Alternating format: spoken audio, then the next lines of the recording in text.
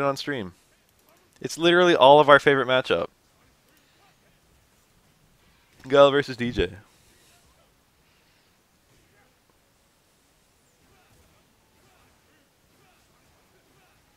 You guys ever seen the Raid Redemption? Me and my friend were watching that, and he's in the military. And I'd already seen it before, but it was his first time watching it. And it was kind of funny because he knew a lot of the stuff about like the way you would do things. Like when they're picking the door right at the beginning of the movie. It's such a good movie. When they're picking the door right at the end, he's like, yeah, if that was actually happening, they would do that, but it would be one guy in plain clothes instead of fucking a guy wearing a military suit and like every other fucking person. It's like they would pick the lock or whatever if that was the way in, and there would be someone trained to do it, but he would be doing it fucking plain clothes. And like everyone would show up later when the door was already unlocked. And then when they're storming in the building and they're all going up to the fucking top floor or whatever, it's like, yeah, this is what you would actually do if you were fucking trying to capture a building. The very first step is to like immediately get to the top floor. There's like something like every single thing he would bring in like the military like protocol because he's been in the army for like 11 years or something. I forget his rank. He might be a major of some variety.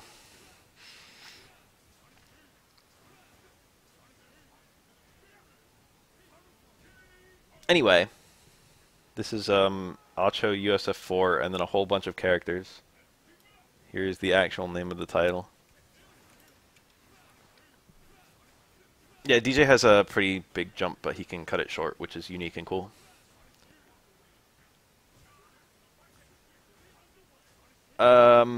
There's the scene where they have it's four guys with machetes coming at whatever the main character, I forget his name, in a hallway. And he took offense to the scene in a way that I wasn't expecting. He was like, yeah, if they were actually doing this, because the four guys were as wide as the hallway together. He's like, yeah, they were actually doing this. If they wanted to win and make it like 100% like certain, they would all throw their machetes behind them and just like leave them out of the equation entirely, and they would just make a wall between the four of them. And I was like caught off guard because of how good of an idea that was. Like they wouldn't even bring in machetes that could be potentially taken and used against them, and they can't all use machetes efficiently when they're all like swinging next to each other or whatever. They'd rather no one had weapons, and it was just four people versus one person in like body weight or whatever. And all of them stuck together, and all of them made a wall that he couldn't pass him. He tried to attack one, the others would immediately like go on him. It was just like, wow, that would be like, it's so simple, but that would be like so effective. And apparently that's what they would actually do in the fucking military. Not that they would have machetes in the first place, but they would like form a human wall.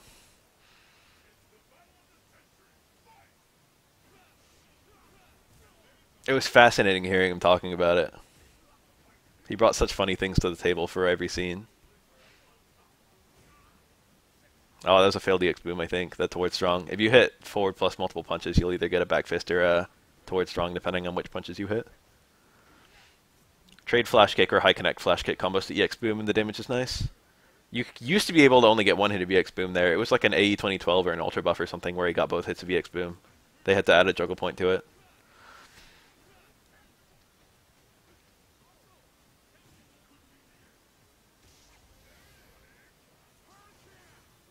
That's actually kind of hard to punish. I think it's like -6 or something for a blocked Sonic Hurricane. I don't remember the amount. But it's like kind of safe for an Ultra. That being said, if you're on the ground during a Sonic Hurricane, you can hold up forward and then get Guile with a full jumping combo. So it's not like it's safe or anything. You can also red focus it since it never armor breaks. And even if you don't have Ultra, your red focusing an Ultra will probably give you an Ultra.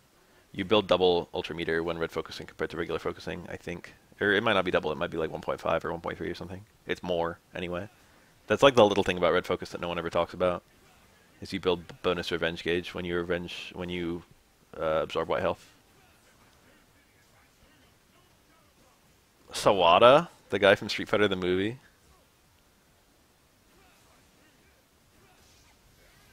Yeah, using the Ultra Freeze to charge is the best DJ can do there.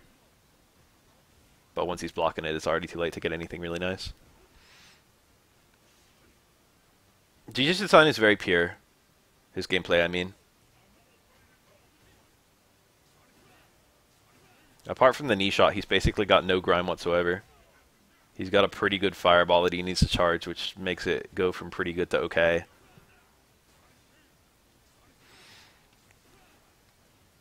And then his normals are pretty awkward, but they're all situational. You can make them work. Oh, it's just one of the ones from the website. And then he's got a fucking down up, you know, he's got a flash kick, but it requires actual charge. He's very, very fair. Very little stupid stuff, which also means he's almost never a counter pick. Because stupid stuff is usually what lets you be a counter pick. It's like, I have the best fireball in the game, and your character sucks at dealing with fireball. Surprise, surprise, it's a counter pick.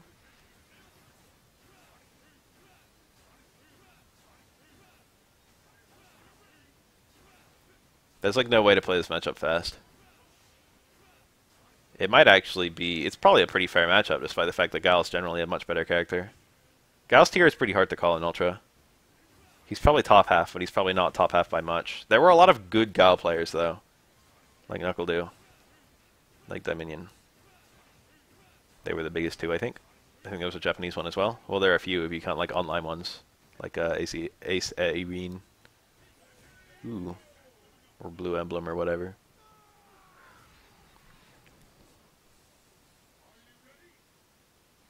I like Laura's older brother. Laura and Sean's older brother.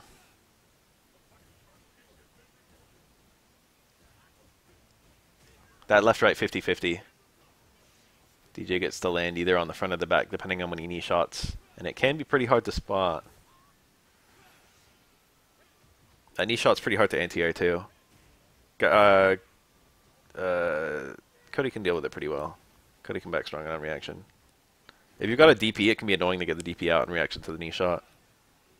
But one button anti-air with good upper body invincibility is actually good here. Cody's anti-airs are normally a little shrug.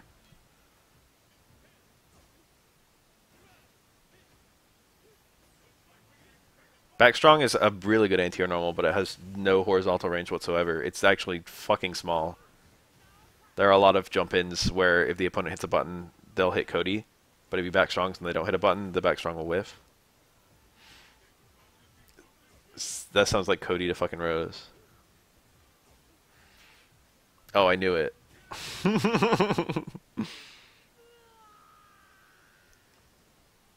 Easy. Easy call. It's a well-written win quote when you can tell both characters involved. If you get a high connect there, you can get a medium ruffian afterwards.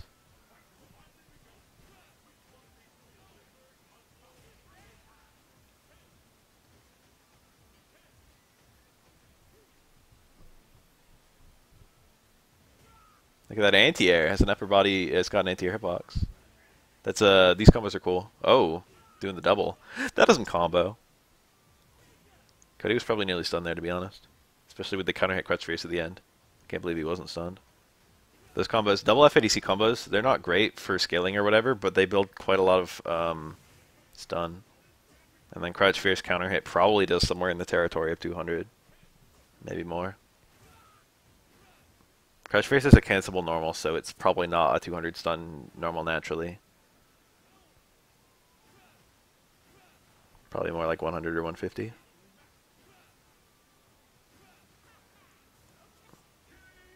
Very nice punish, actually. Maybe he had a cancel queued up there. Remember cancelable low shorts? Those were the days. There are a lot of low shorts I'm glad don't cancel in Street Fighter V. I think low short being nerfed is actually one of the worst things that happened to the game, but it's very, very subtle.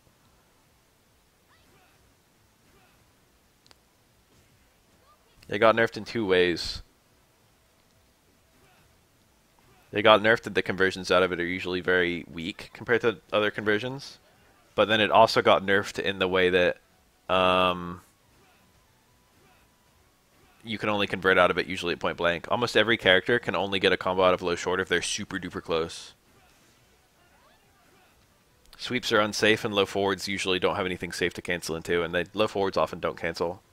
Which means low presence basically doesn't exist in SF5 unless you're really, really close to the opponent. And because of that, people don't block low that much, which also nerfs throws, and it also nerfs Uh, it makes pressure. Oh, that's gonna work actually, isn't it? No, didn't hit the extended arm. It wouldn't hit naturally from full screen, but a lot of fireballs it'll hit anyway, just because the arm is sticking out, and then once Chun-Li hits you, it's lock in. But Chun-Li was a little late. Either that or that doesn't work at all on DJ. I couldn't tell you which one. I don't remember how wide DJ gets for his fireball. Chun-Li's Ultra 1 is just shy of full screen. I've been meaning to make a video on low forward and low short forever for Street Fighter 5. Dash Ultra definitely would have worked. Dash Ultra goes fucking beyond full screen.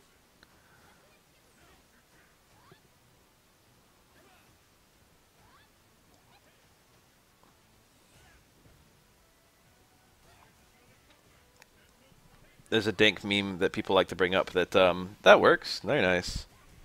7-frame Ultra. I don't know how fucking minus DJ is on EX Subop, but it's probably not very good. It's probably like -8.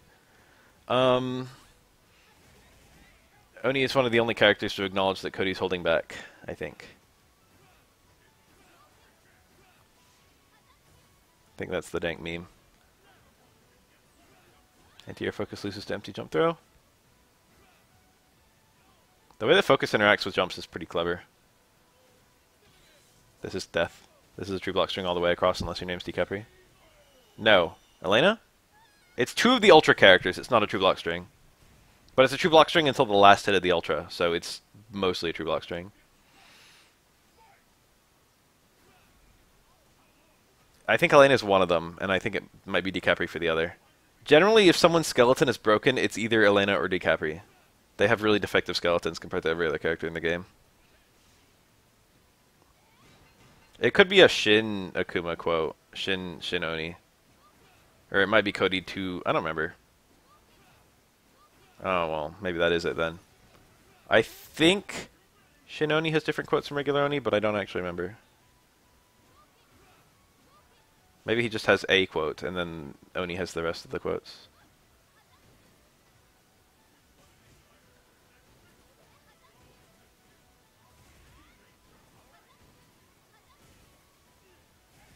Very nice.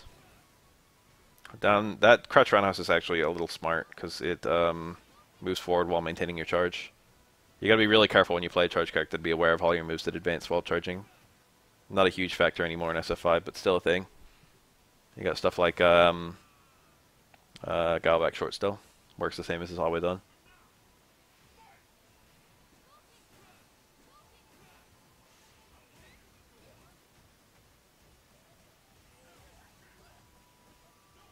That walk and throw would be good there.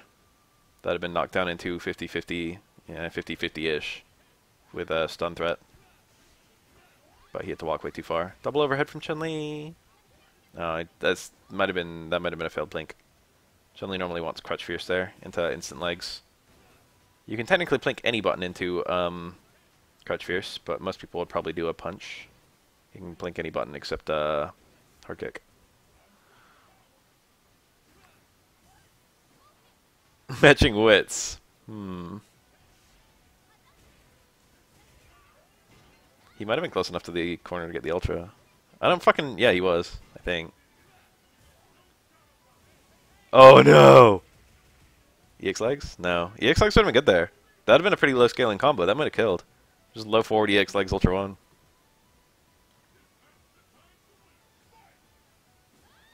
Suddenly dropping combos left and right. These two characters are really... I shouldn't say common, but they're seen in Japanese arcades. They're not uncommon. But online and in America, these characters are unplayed.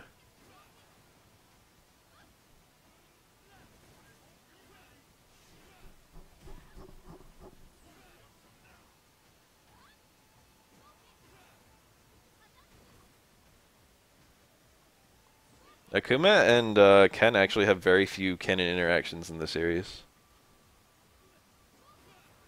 Which is kind of weird. They have a custom intro in Street Fighter 3. I don't think they have a custom intro in Alpha, which is the only other game with custom intros. I've never had a story battle against each other, I don't think.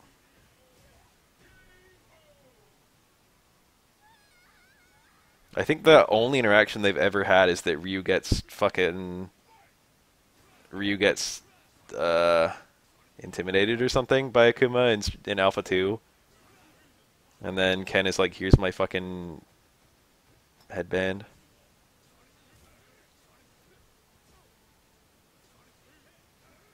Ken trains a lot. He's just private about it. But he doesn't train as much as Ryu, so it is kind of weird. Ken just somehow manages a family and a successful business while training a lot. But he, every time it's like, oh, fucking, I see you've kept up with your training despite everything.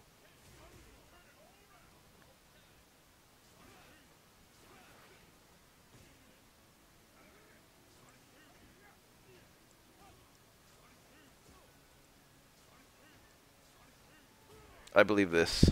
Look at that juggle, it's cool. Down towards Runhouse is actually a free juggle state. Guile has absolutely fuck all with JP1 in his normals.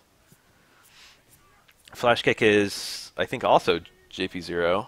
EX Flash Kick has JP1 for the second hit. EX Boom is JP2 for both hits, I think. And then you have juggle points on Ultra 2 only, I think. Right? Or does Ultra 1 have JP1? I don't remember. Can you do anti-air Flash Kick into Ultra 1? Does that work? I feel like that works. But I haven't thought about it in forever. No Guile picks Ultra 1 in any matchup. What's his face? I'm still the dad who used to occasionally pick Ultra 1 and then use it like a reversal. And technically speaking, it's a 5-frame reversal. I think. But it might be okay in certain matchups. But he was like the only Guile who I remember seeing pick it. And he almost never used it, so it's hard to call.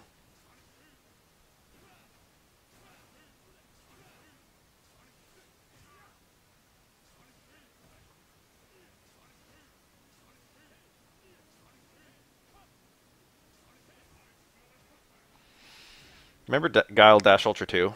Remember how hyped that was whenever someone would hit that in a match? That shit excited me. JP 1 to 6. Okay, so if the first hit JP 1, then you can do Flash Kick, anti-air Flash Kick Ultra 1.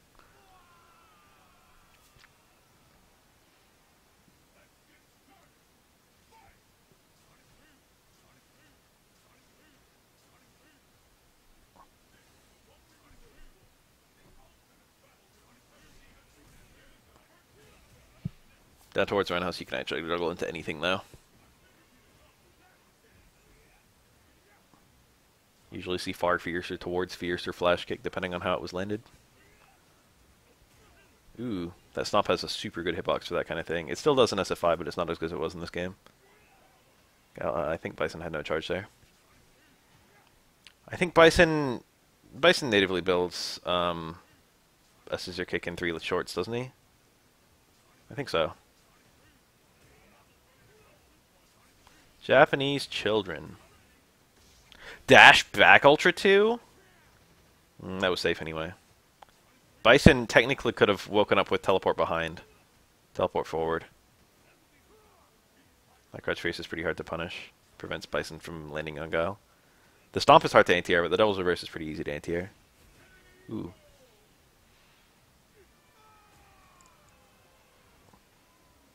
Yeah, what if you hand Akuma a 5 and he gives you like a fucking single orange? And you're just standing there with your 5. Well then, what do you do? I love the idea that Akuma needs money. Like, what does he buy? Toilet paper? Does Akuma use toilet paper?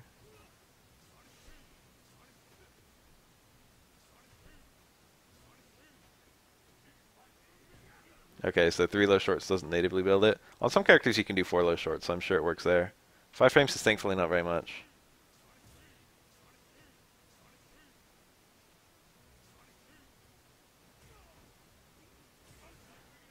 Street Fighter V actually did a really nice job with the buffering. But also it's more boring. With the buffering. The buffering combos feel nice to do.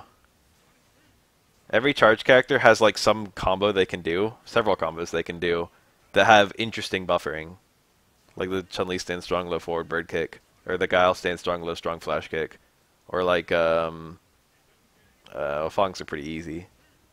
What else? There's like another one that I always thought was kind of cool. Who even know the charge characters?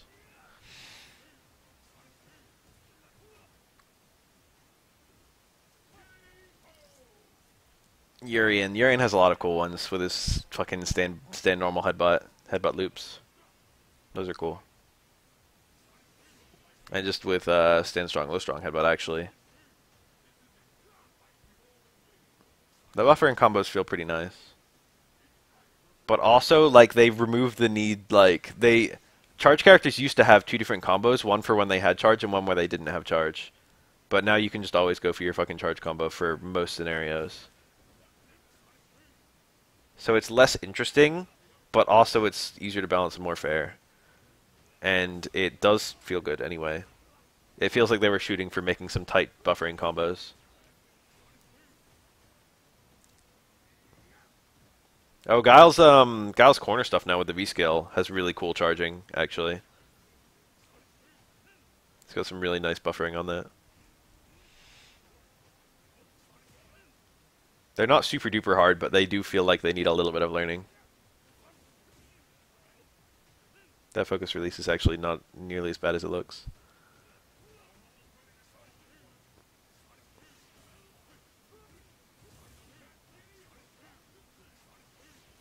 I don't think I had trouble with a single trial in SF5 that didn't have some jank-ass micro-walking. No, there was not.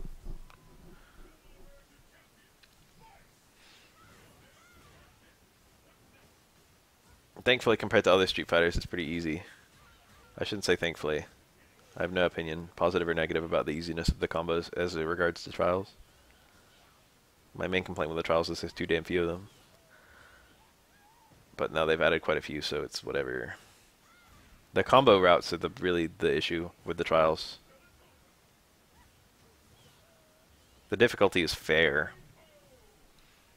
They're not super duper hard, but like they're like easy if you're good and they're hard if you're bad, which is cool. That's how it should be.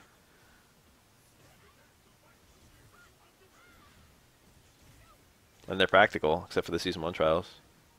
And every now and then there'll be like a bad trial. But most of them are practical. Most of them show off actual shit you want to do. But there's a big reason for that. It's very easy to do practical trials for SF5 because the only combos in the game are the practical ones.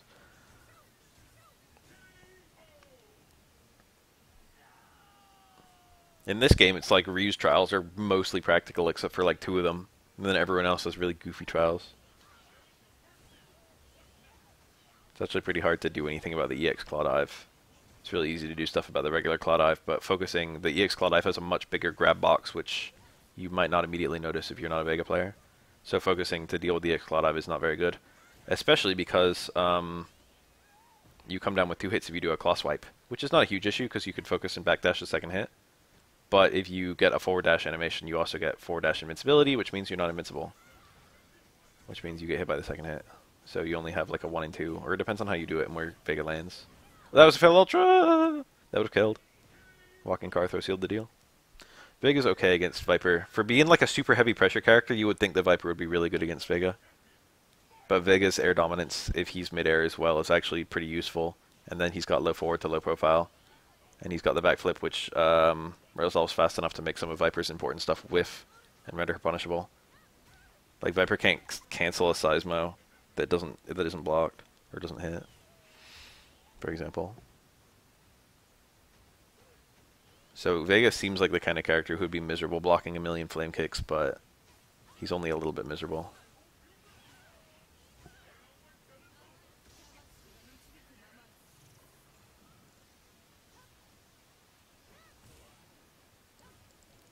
Where's got hit? Remember when Luffy won Evo with that close medium kick?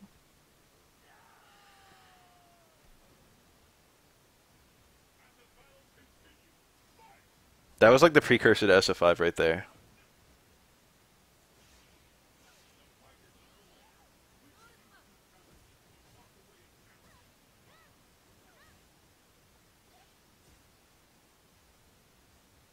The secret to SF5 is dash in button.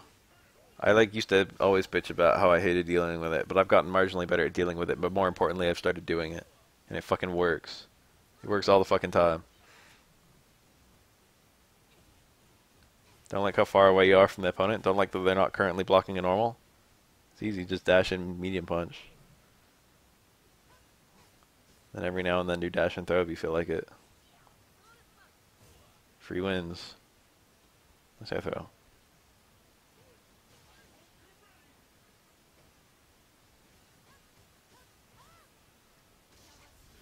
I'm sure I will not be the first or the 100th person saying I hate the mix-up of SF5.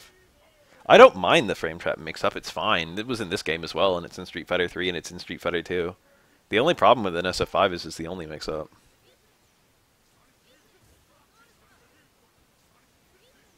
It's kind of stacked against the player. It was like similarly stacked against the player in SF3, but there were also parries. But you were like as helpless as against pressure. In this game, you've got invincibility to use. It's hard to say that parries exist, but pressure was still dominant in SF3, but that's really how it is. It sounds like it wouldn't be true.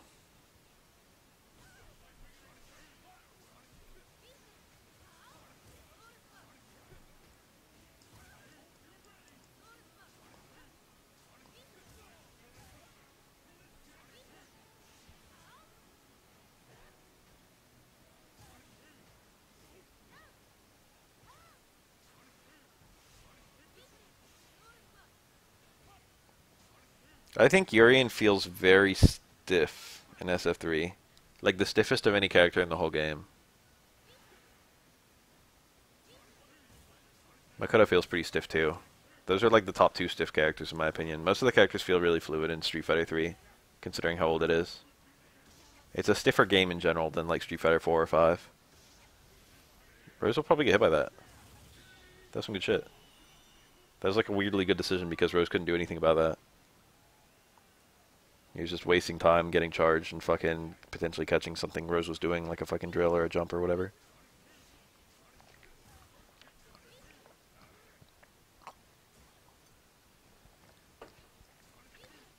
That dash and throw was a mix-up with dash and medium kick, and dash and medium kick led up to a full combo.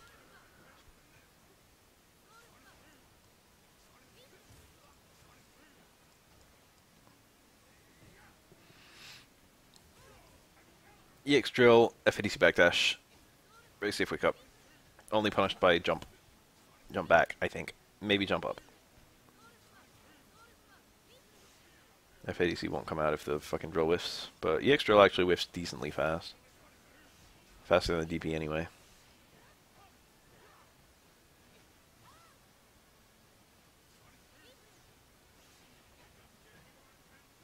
It was a pretty woke defensive option. Fucking Rose has 3 bars, so on her wake up you get next to her and then jump back to bait EX drill. See, Street Fighter 5 doesn't have shit like that. There's no deep reading.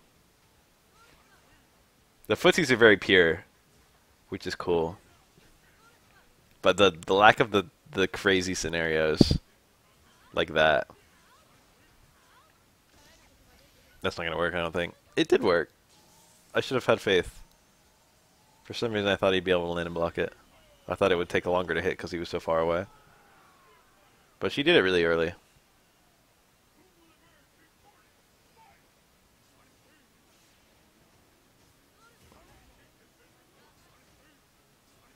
Zangief has more capacity than most characters to make reads, but they're usually pretty like simple reads, to be honest. Like, yeah, you can V-skill expecting something. But V-skill can work even if you get something you're not expecting. Same with charge stand fierce. The reads aren't particularly... Well, I guess they're not particular.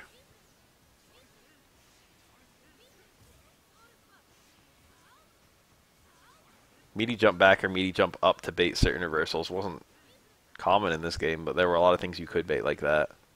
There were a lot of weird like baits you could do. Like remember, there was a Fudo one. Or who was it? Was it Infiltration against Fudo? I don't remember who it was. There were 2 players where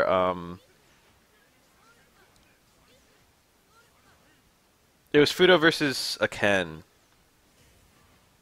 And the Fudo did focus backdash. Kens always do FADC on the second hit, not on the first. And it was some time where a DP was expected, but it wasn't reversal. I can't think of what it was. I don't fucking remember the exact context.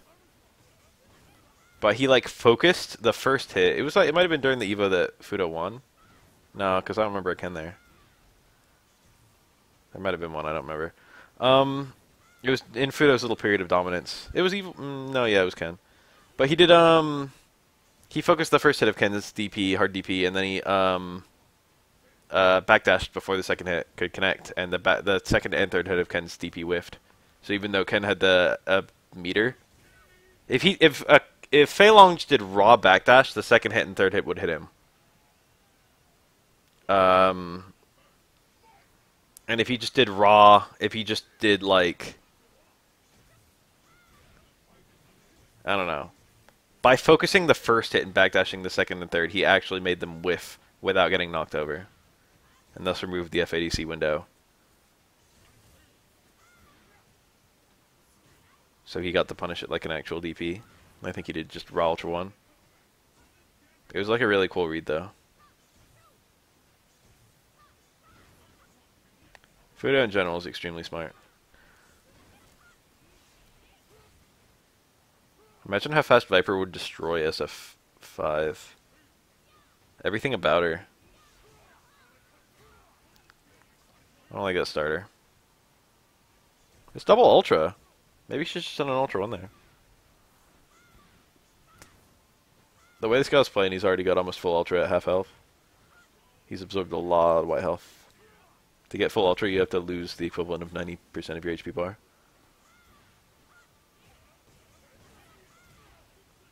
That's super duper famous moment. That's one of the most famous moments of the entire game now. Is that Daigo versus Momochi set and that fucking combo. It's like some 32 hit combo or something. See, he couldn't cancel that because it didn't hit. He did medium size Mo, I think, super jump cancel hard size Mo. But Guile focused and forward dashed the medium size Mo, and so the super jump cancel hard size Mo didn't hit and thus couldn't be cancelled. Jump cancelled. I saw it live as well. There's a lot of good footage of SF5 lost by the wayside now, I think. Gas Sweep does always owe us a backdash. So does T-Hawks. You know what's funny about T-Hawk Sweep? Giles does like 100... Giles does like about the same damage for both hits. It might be 90 for the first hit, 110 for the second hit, or I might have gotten that reversed. I don't remember which hit's stronger. I think this first hit might be stronger. T-Hawks is like 130 damage for the first hit or some bullshit, but then the second hit's like 50. It's like, why, Capcom? If T-Hawk catches you with the second hit of his sweep, if you backdash, T-Hawk already has a hard enough time dealing with people backdashing on his fucking Oki.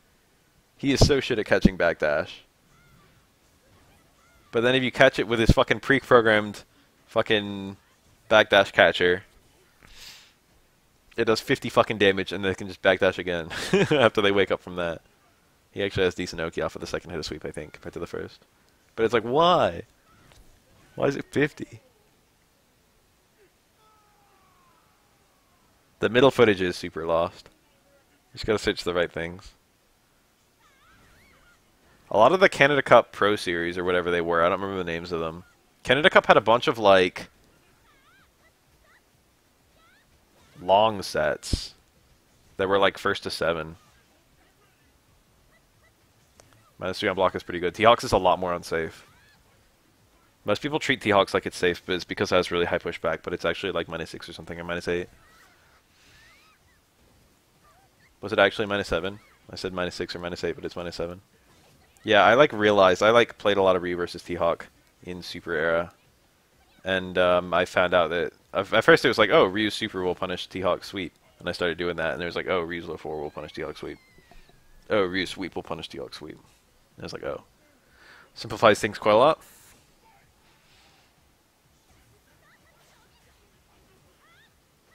Honestly, if there's anything Elena needs to lose, is that fucking medium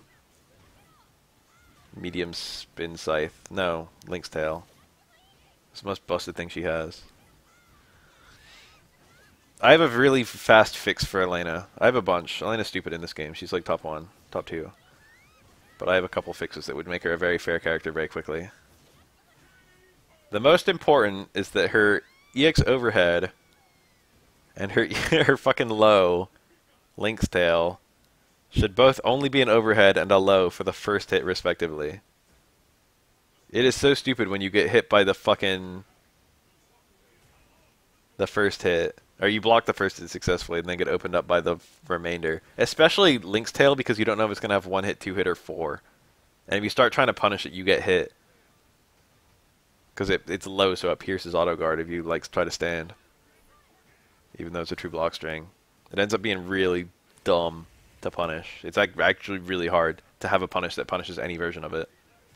Like, yeah, if you're Ken, you can just mash hard DP, and as long as you use crouching DP motions, you'll punish any version. But that's hard to do on reaction. And you can't block once and start mashing hard DP on a fucking mallet smash, EX mallet smash. Well, you can. You have to block twice, though.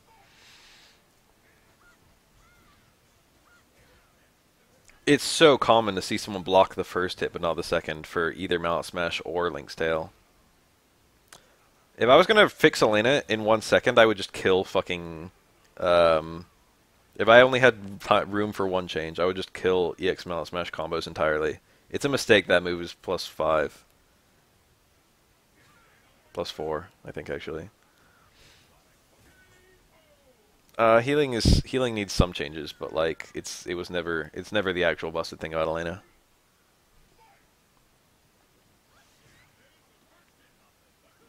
It's busted in some matchups. It's really, really gross against certain characters, and then it's fine against others. It's like actually pretty fair against most of the cast. But then certain characters just get utterly fucked by it. But most people think their character is one of the characters that gets utterly fucked.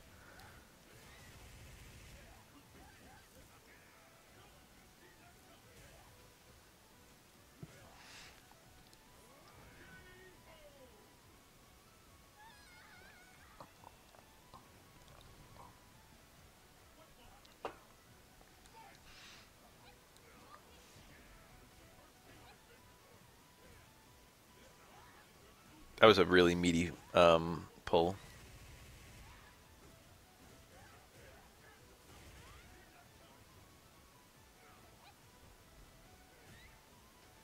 Yeah, Fox characters with really bad full screen presence. Because if she can get it up in neutral, it's actually pretty strong. But she can't get it up in neutral very well against most characters. She can only get a very, very tiny heal. And the tiny heal is like kind of okay. It depends on how easily she can focus too. So that's a big factor in the matchup. Like against like Rose or Guile or Chun-Li, she gets a lot of fucking spare ultra meter. But against most of the cast, she doesn't get that. Elena's really good against most defensive characters. You might have had a stomp there, but it was hard to get. It's actually rush down that Elena loses to if she loses to anything.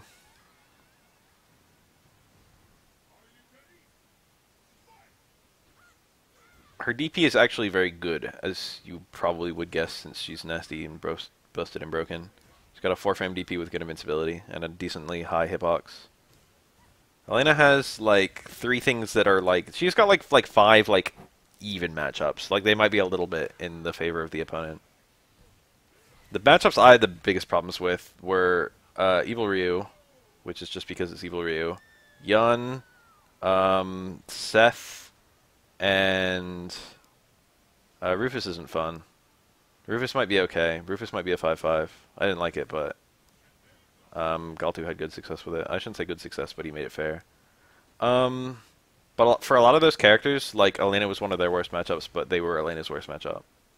So they were probably like 5-5s. Elena had a general advantage against most characters, but it wasn't like huge. Most characters she had like a 6-4 though, or like a 5-5, but in her favor, 5.5, 4.5. And then there were certain characters where she would fuck them up. About probably 10 characters in the game she destroyed. It would be like a 7-3. Or maybe even an 8-2.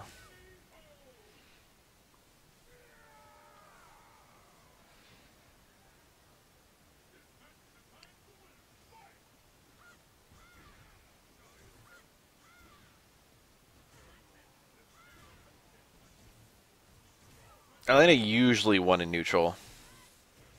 She wasn't great against dive kicks. And that includes dive kicks like Seth's, but generally like Rufus twin dive kicks. And her defensive option, while her DP is good, she can't make it safe. Except if she spends 3 bars, and meteor is precious for her. So spending that 3 bars is something that you'll rarely be able to do. Of course, you can just DP and not make it safe, but you know, of course you're going to eventually be wrong. I didn't like Seth to fight. He was fun to do combos with, and he was fun to play. And he had a lot of general appeal. Like, a lot of different players came at Seth with different strategies, which was really neat. Like, you saw a lot of really defensive players, like fucking Arturo, play Seth, and play him really defensive. And then you had, like, players like Punko who played him really offensive. You saw, like, the full spectrum. He has the capacity to do all that. That's the cool thing about him, is that you actually have the capacity to play him how you want to. A lot of characters are kind of locked into their archetype. So that's good design in my opinion. But he's not very fun to fight. He's not super good. By Ultra, he had his like moments. He's another character where he's like the counter pick for certain characters. Certain characters just hate fighting him. I think Zangief players hate him. T-Hawk players definitely hate him. A lot of characters who lose to Rushdown hate him actually. He was probably a top 10 character in Ultra. But whether he's top 5 is a harder call. I would personally say no. Jump forward. Ah, shake my head. Stupid ass Viper. I would have gotten a fat punish on that. The Seth would already be dead. I would have got Jump Roundhouse Ultra 1. No, I would have got Jump Roundhouse Crouch Fierce EX as my Ultra 1. He was in the corner, required no fancy combo. That's a cool little option Viper has. Hit a focusing opponent with your Jump Roundhouse, spring kick away.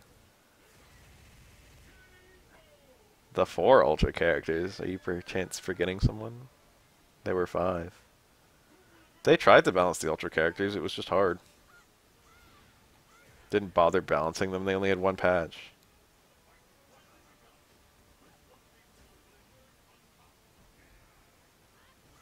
To be honest, it took a while for people to think the Ultra characters were strong. DiCapri didn't break out for a little while.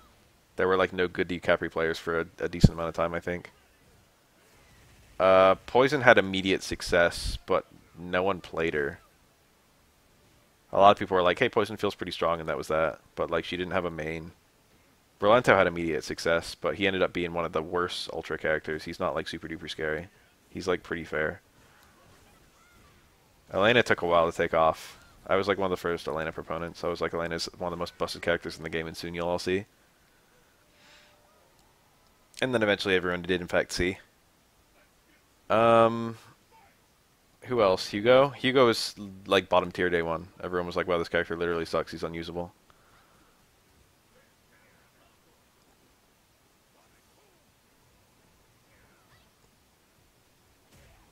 Punishable, but only -7 or 8, but great.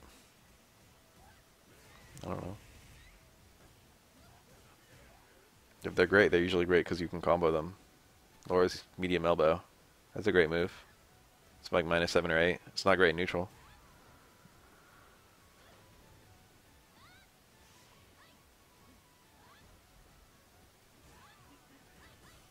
There aren't that many attacks. Usually in SF5, if something's supposed to be unsafe, it's very unsafe. And if it's not supposed to be unsafe, it's pretty safe. There's like no middle ground. They tried to kill that because the middle ground was a source of unbalance. Yeah, all overheads, I guess. Ken's overhead is intended to be used in neutral. It's -6. It is great. He's a lot better for having it than not having it.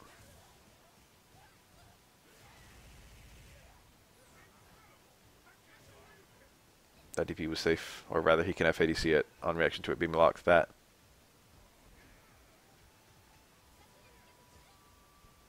He can DP until it's blocked. Ooh. Both of them took so long to attack.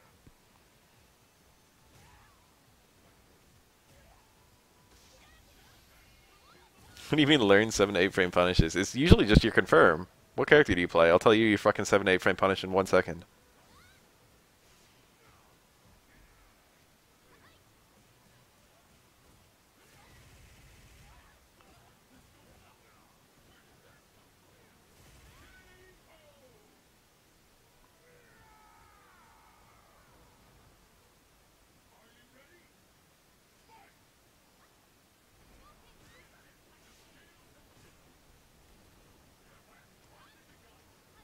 Chun-Li.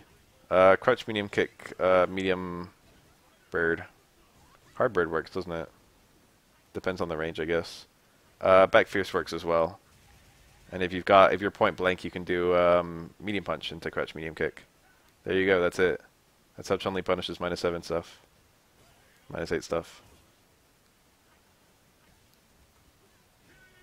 What's crutch fierce? Is that 8 or is that 9 or what?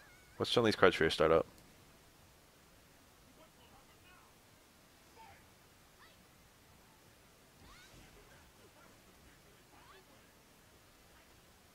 This game goes on sale all the time and it usually goes down to like below $10.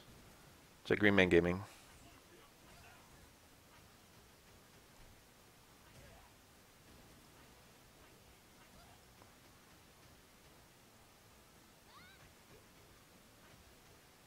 Rufus is nasty against Chun-Li.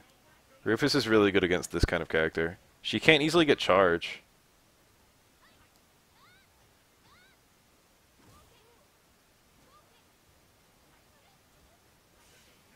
And if she can't get charged, she can't do EX Bird. You wanting some games right now?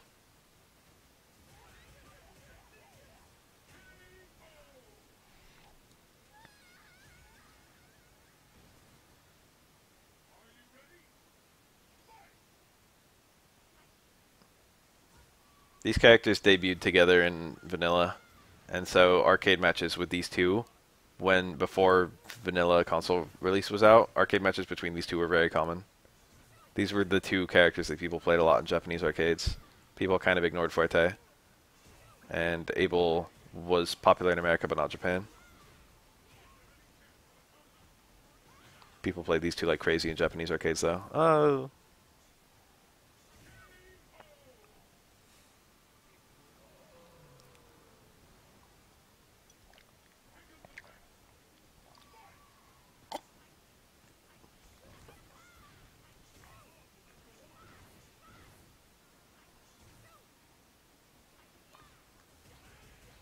Viper's overhead is pretty neat.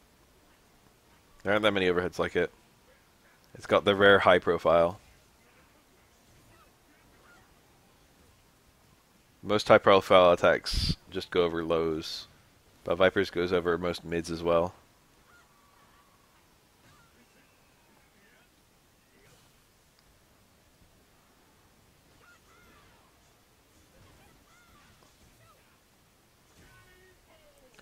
Rufus forward throw does like 10 or 20 damage more than most forward throws, and people always commented on it, I remember.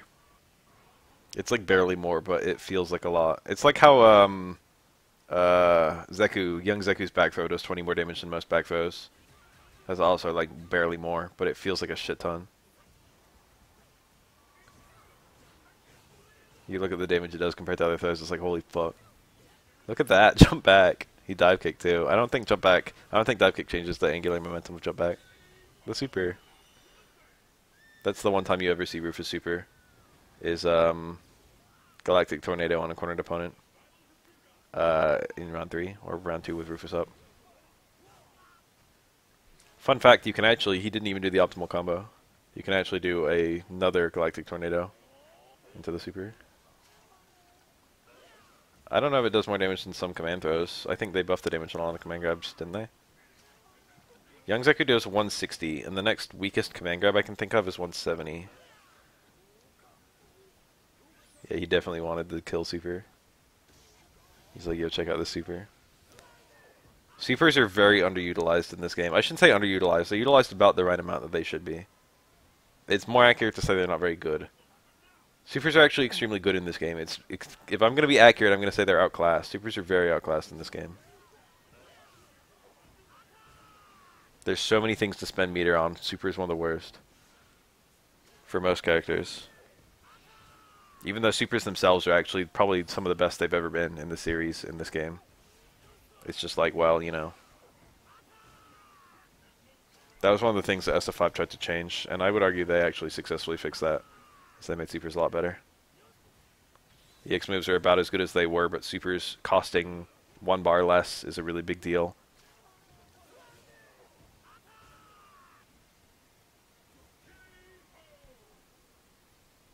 And the smaller amount of things to spend meter on was another thing that kind of inadvertently buffed it. Um, Gen's only other real thing to use EX on is Hands FADC, which is hard for a lot of people to do, and also doesn't increase his damage by... Oh, it depends. Depends on the context of the hit.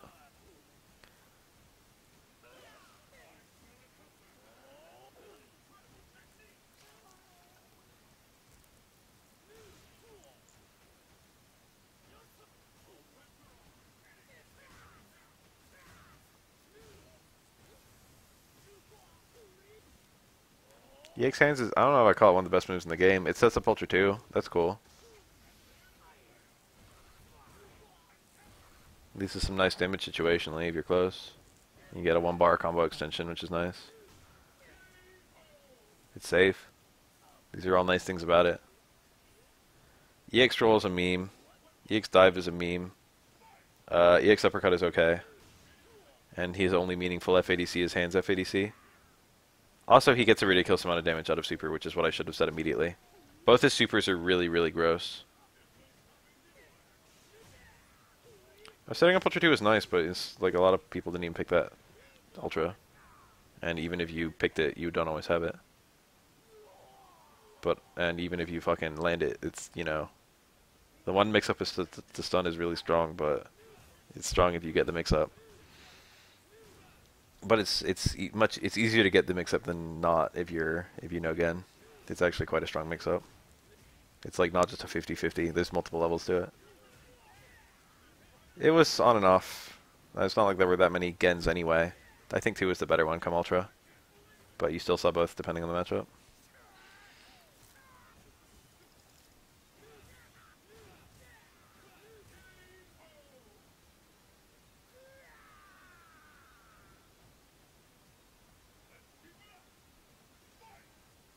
Don't forget about Crutch Fierce into Light Legs.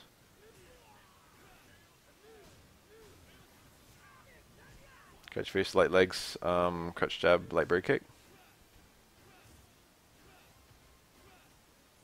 But if you can go into V-Skill, if it's a punish, you'd probably rather go into V-Skill because you get nice feed meter from that. And does good damage with good corner carry. So I'd rather go into V-Skill if I could help it. But I believe Crutch Fierce into Light Legs does more damage. This should work. Never mind, a little bit too far. What is this punish? Didn't even fucking start with a normal. That was super weird. He had all these resources too. Like, shouldn't that have been Super Ultra? But EX up punch. Oh, he didn't have it, I think. Yeah, he was just shy. Raw Ultra would have been a pretty good punish, I bet. Oh, he would have gotten it if he did cancel into Super. What am I talking about? He had it easily. It should have been just Crouch Fierce fucking Sobot Super Ultra. Probably would have killed Hugo right there. Technically, an optimal punish would have been close roundhouse 2 hits into Super into Ultra. And that would have worked there. But I would have done the cancel anyway just because it would have been a faster hit. I don't know how unsafe Hugo Super is. Better hit him quickly. And it would have built more bar. But DJ was pretty close to building the Super, so it was probably alright. DJ had a guaranteed win there, though. It's a shame.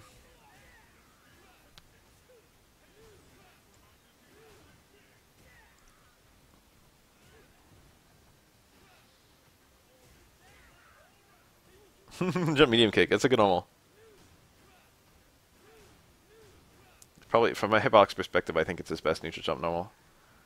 Jump Fierce has a pretty funny effect, though. It causes a ground slam, which is nice. Ooh, punish. He actually had a super cancel there, didn't he? I don't remember if Light Sobot cancels to super. Well, it does, but I don't remember what combos.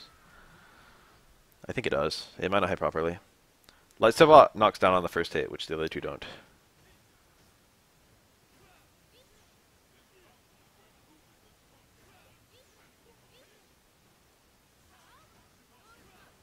Rose builds a really unfair amount of meter for her Light Reflect.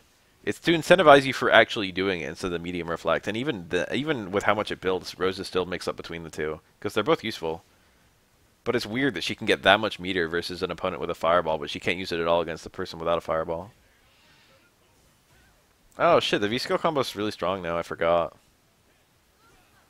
I forgot they actually powered it up quite a bit. Being able to combo into V-Skill at all is really cool.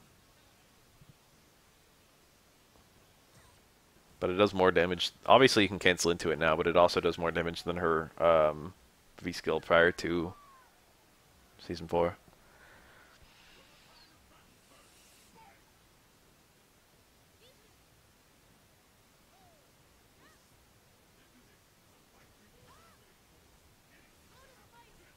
That you'd rather have the damage than the stun almost all the time. And the V-meter is nice too. The V-Skill combo builds V-meter. Which only doesn't get V-meter super easily. Or rather, that's pretty much it. She doesn't get V-meter super easily. It's very hard to use her V-Skill in neutral against a good opponent. You're basically limited to using it in punishes.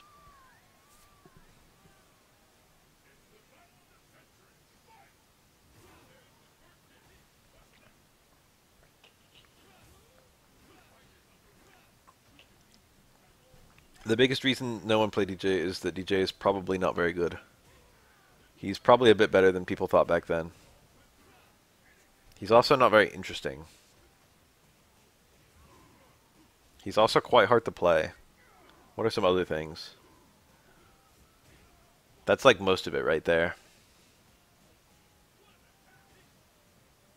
He's very weak.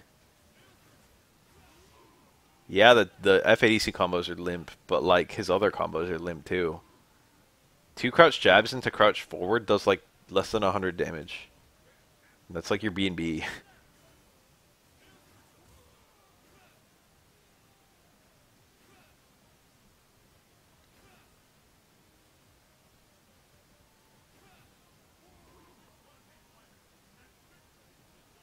His links into medium normals are extremely shitty. You've either got crouch jab, crouch strong, which is a 1-frame link, or crouch jab stand forward, which needs the second hit of, or the first hit of stand forward. The first hit of far stand forward. It works with the close forward too. It's a 3-frame link if you go into close forward, and a 2-frame link if you go into far forward. So it's generally much more reliable. But it's a standing normal, so doing crouch jab, far forward into up punches is kind of annoying to do. It's really annoying to do. Doing it to Sobot's not bad.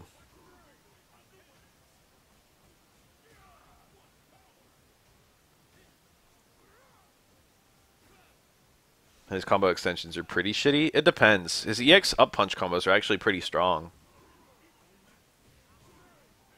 His 1-bar optimal damage is like low jab, low strong EX up punches, and his 2-bar optimal damage is like EX up punches into EX Sobot.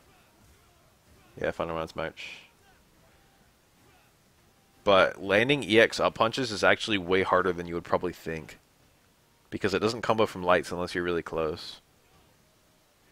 And it combos from low medium punch, but it also doesn't combo from low medium punch unless you're moderately close. Whoa, that red focus. Gonna hazard a guess he didn't want that. Is that a failed ultra? But how did he... What went wrong? Anti-air turnaround punch juggles to ultra. I don't know how he got a dash either. This was a bit of nonsense there. Everything went wrong, I don't know what to say.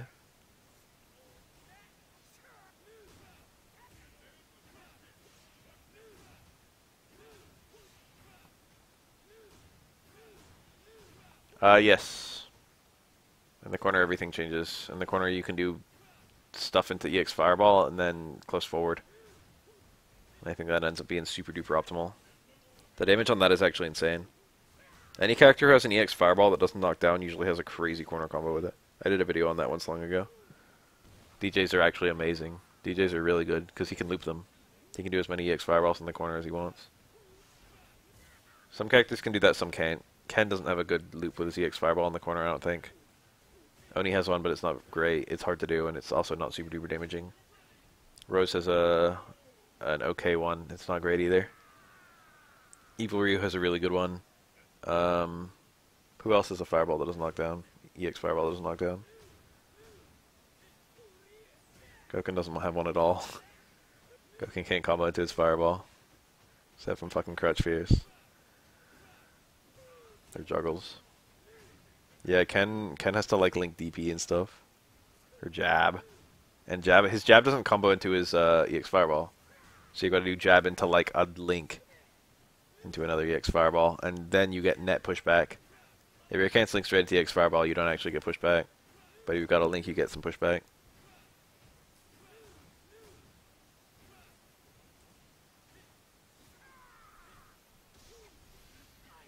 Jerry has a good one, I think. No, Jerry doesn't.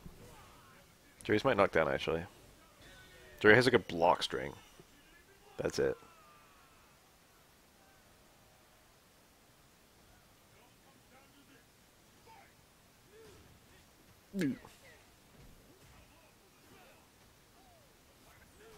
DJ had a really hard time. That's like a little problem with DJ.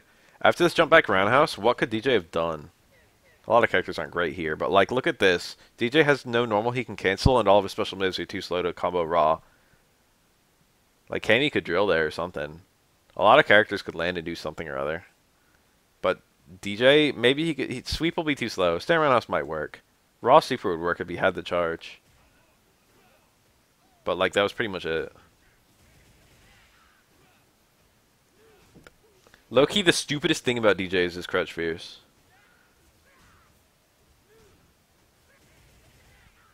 Let me be a little bit more elaborate. The stupidest thing about DJ is his ability to advance while charging does not exist. And his ability to build charge while doing combos basically does not exist. He can do close forward, crouch jab, far forward into a cancel, and that has native charge. And can he do a fucking whole bunch of jabs into far forward, and I think that has a native charge. His native charge options are really bad. Inherent charge. They're like super duper duper bad.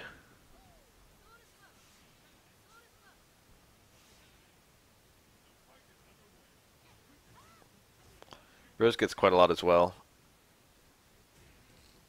Rose also has a plus frame super. She doesn't have an ultra she can go into. She has ultra 2 that she could go into, but then, you know.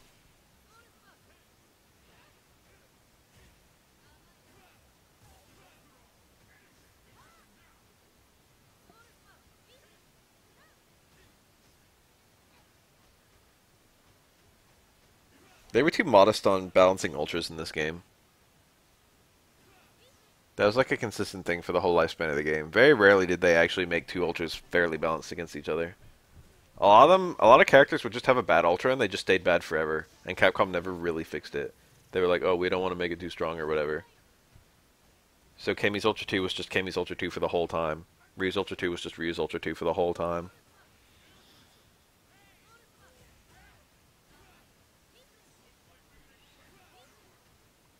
There were a lot of those. Rose Ultra 1 was kind of one of them. It was always more mediocre than her Ultra 2. Even when they nerfed her Ultra 2, it was still the better one. I like Ryu's Ultra 2 as well. And then there are a lot that are fine Ultras, but they've just got nothing that the other Ultra doesn't do.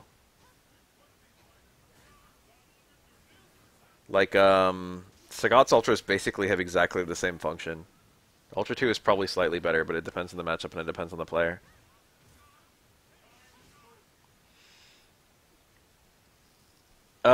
No, the Doctor asks. They tried to do that. But there was one critical flaw with their plan.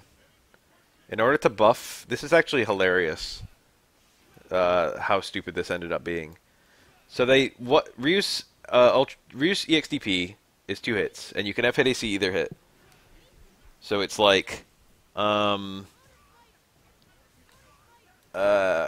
order to juggle into Ryu's Ultra 2, but not have it work from DPF ADC, they had to have Ryu's Ultra 2 only work in a free juggle state.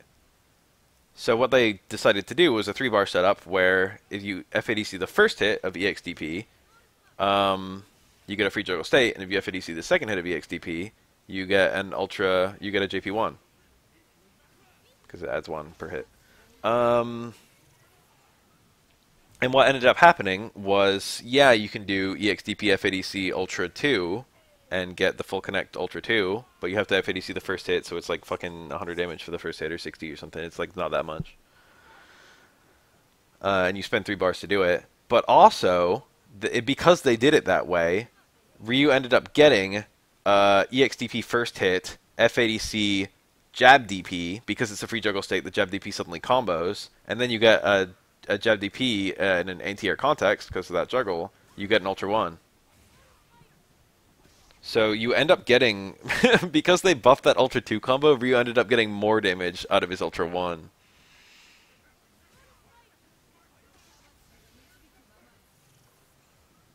But you still never ever saw that because it was still unoptimal. If you were going to run Ultra 2, you could do the same combo but better with Ultra 1. But if you're running Ultra 1, you've got better things you can do.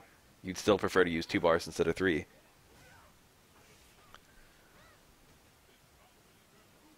And even still, even if you didn't do that, if you FADC the second hit of EX Shoryuken, that still gave you the full damage of the DP, and then you still got a full connect Ultra 1.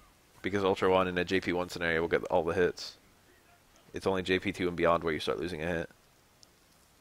So that EXDP 2 hits, FADC Ultra 1, didn't used to connect properly, or it used to lose a hit, but as of Ultra it doesn't. So Ryu had 2 Ultra 1 combos buffed by the Ultra 2 buff. Not even fucking around. And then Ultra 1 does all that other stuff. It combos from fucking EX Fireball in the corner, or EX Fireball FADC, or EX Tatsumaki. The only contexts where Ultra 2 is better for Ryu are Anti-Air Rock Connect and Crumple. In almost every other scenario, it's better to have Ultra 1, where you can do some combo that costs the same amount of resources that's stronger with Ultra 1. Of all the things Ultra 2 should be, it definitely should be stronger, but it really wasn't. The trick to balancing Ryu's Ultras, they knew. They knew how they could fix it, they just didn't. The trick to balancing Ryu's Ultras was to make the partial connect Ultra 2 way stronger. And they did that with Evil Ryu. So you can see what it was supposed to be. Or I should say, you can see what it would have been if it was like done properly. Ooh, he actually took all the hits there.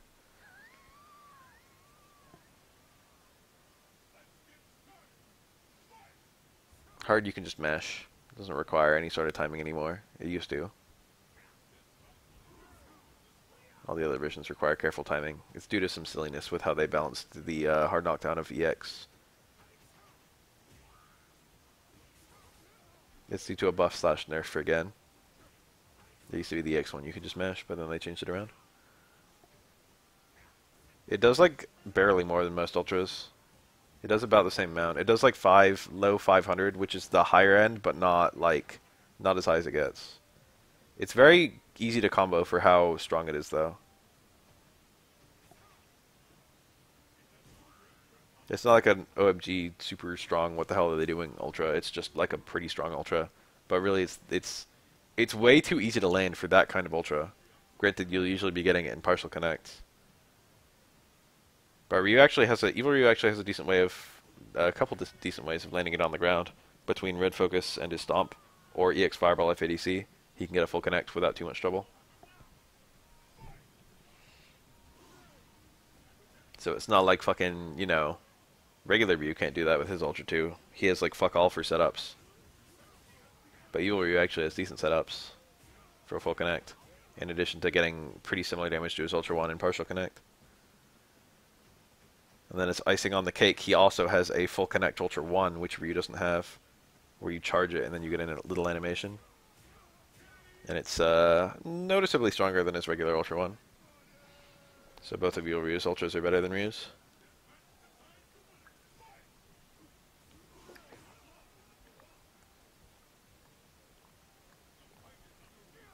I think apart from the ability to charge it, Ryu and Evil Ryu's Ultra 1s are pretty much identical.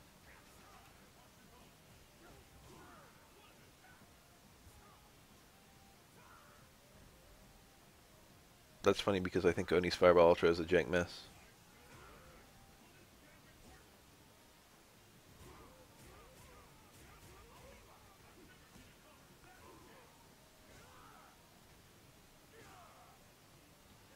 I think they made the upward version of that Ultra without really having a plan. I think they just kind of made it, they gave it a hitbox in a certain direction without really thinking about the rest of things.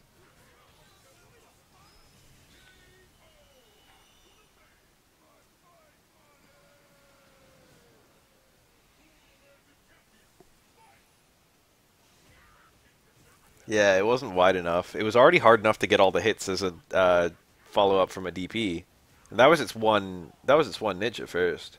Was that it did more damage than the straight ultra one after a DPF ADC. But since you would often lose a hit, it would naturally end up being stronger.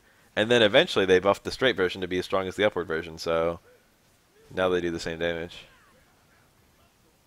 EX teleport slash into upward or either 5 ultra worked. I don't know what you mean by EX teleport. There wasn't an EX jetpack, was there? Oh, he doesn't have a thing that could be called a teleport, I don't think. But sometimes people call the jetpack a teleport. But I don't remember that having an EX version, but I think it did. Yeah, you're just talking about the slash. It did go through the opponent, so I guess that's teleporty.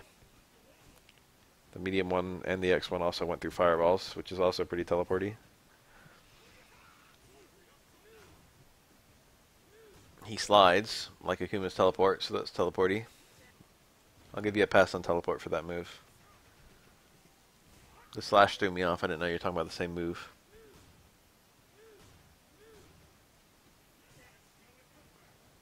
Yeah, they were pretty similar. I think Ultra 1 might have done more in the juggles. I don't know. It wasn't super far away. But Ultra 1 again, or Ultra 2 again, had that full connect with the fat ass damage. There were a lot of Ultras like that.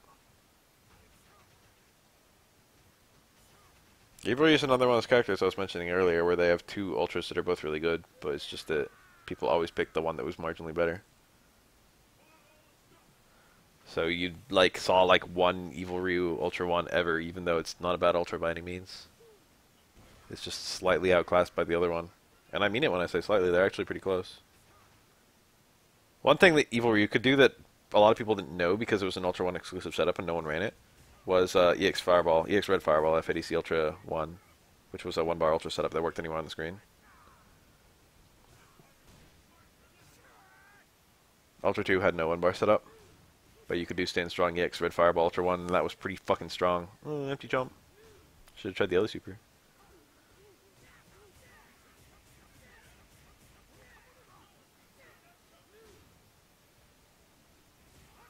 Very nice. That's like Hugo's only good anti-air. Stand Fierce works, but it's really awkward.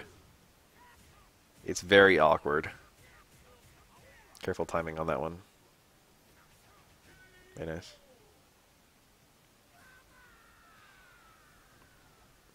Stand Fierce has a single hit of armor, so any 2-hit air normal just fucks it up. And he has no other anti-air normal. And he has to spend bar for his other anti-airs. So any character with a 2-hit anti-air can like jump in almost for free against Hugo. Every character as a Raging Demon can do that setup. I knew about it before I saw Sanford doing it, but it was a sight to see in a real match. Crouch Fierce is shitty. It's shitty on several levels, but the main level it's shitty is the hitbox is actually not that good at all.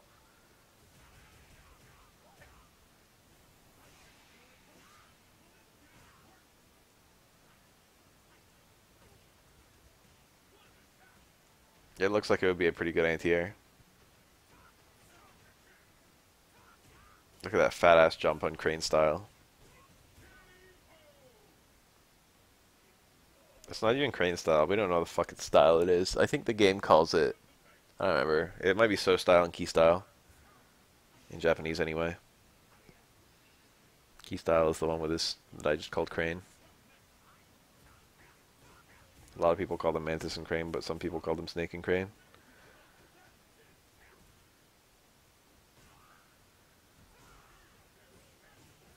I couldn't tell you which one is more correct.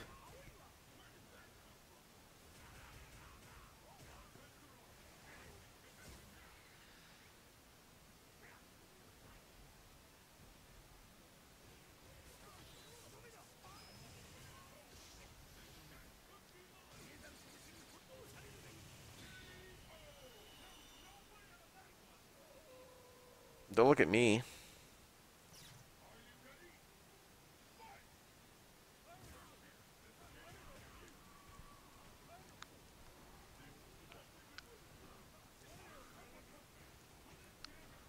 There are a few characters who have ultras that are super, super, super similar to each other, but you still see both of them get picked because one will be marginally better or worse depending on the matchup. Sagat's one of those characters. So is El Fuerte.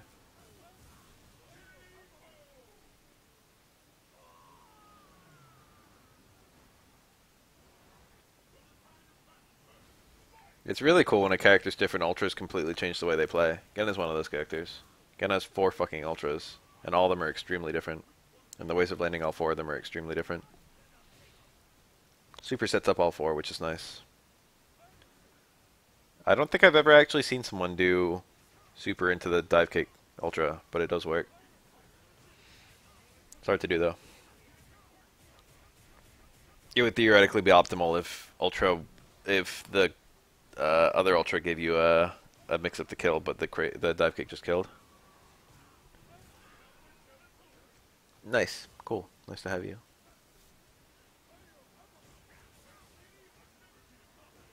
Both Ultra 1s are better after Super than the Ultra 2s.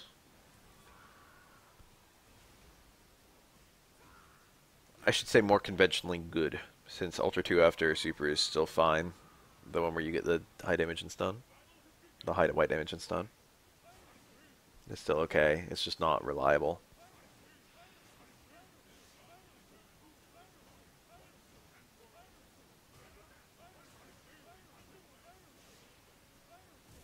The thing about Gen is he has 2 different jump arcs. So almost every character in the game, you can look at where they're jumping from to determine whether they'll cross you up or not if they jump. And that's what a lot of people do past a certain level of skill. But Gen could jump from a spot and either cross you up or not, so you had to react to the jump. You had to see whether it was the far jump, and then also whether the far jump would make it over you. And that was quite difficult to do. That added a layer that made it a lot harder. Okay, I was going to say if Sagat's already attacked, he'll get hit, but if he hasn't, he'll be able to block it. Or land in DP even.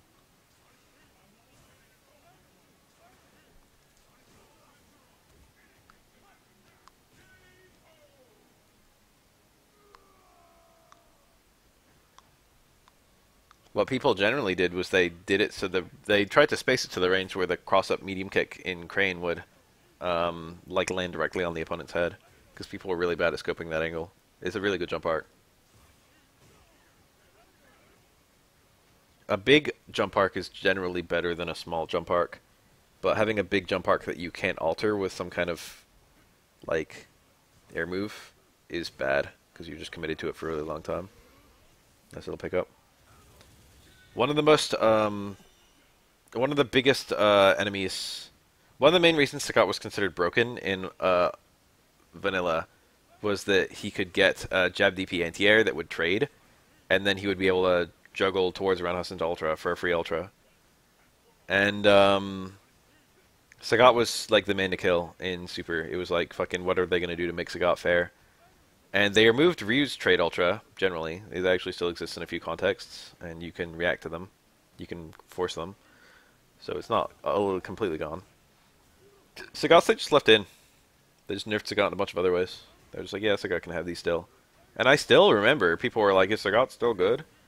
The general consensus right when Super came out was Sagat was pretty fair.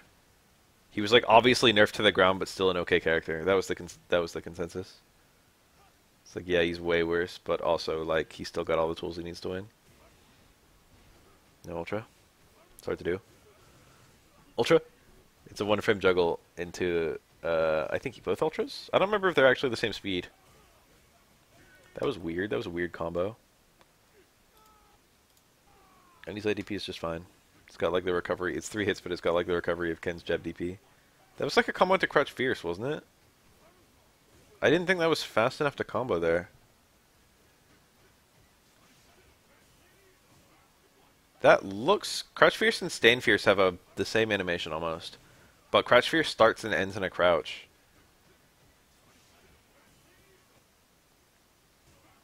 He's going back to a crouch there. I didn't think you could combo Crouch Jab into Crouch Fierce. What the fuck? How'd that combo? Stain Fierce works. But he's too far away for a Stain Fierce. What the fuck happened there? That's so weird. It's weird that he even went for that Crouch Fierce, and it's super duper weird that it comboed. It wasn't counter hit, it was the middle of a combo.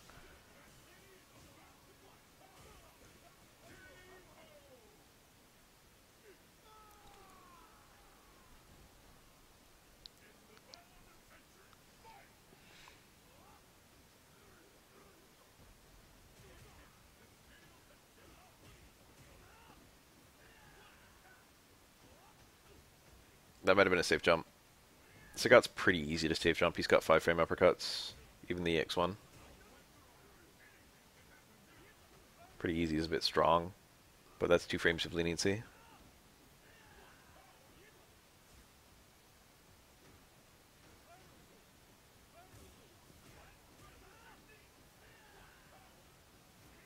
Crouch Star Punch is 5 frames. Also, I thought Close Star Punch was 4. No, 5 is right, isn't it?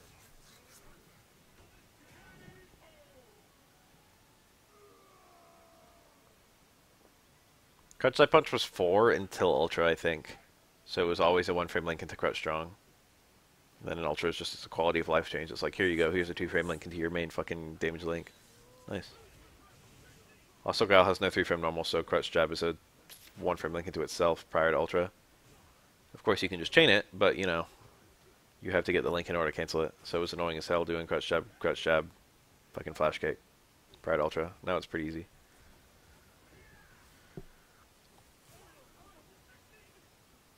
The difference between a 1-frame and a 2-frame link is night and day. You would think it'd be like, oh, I'll just get it twice as often.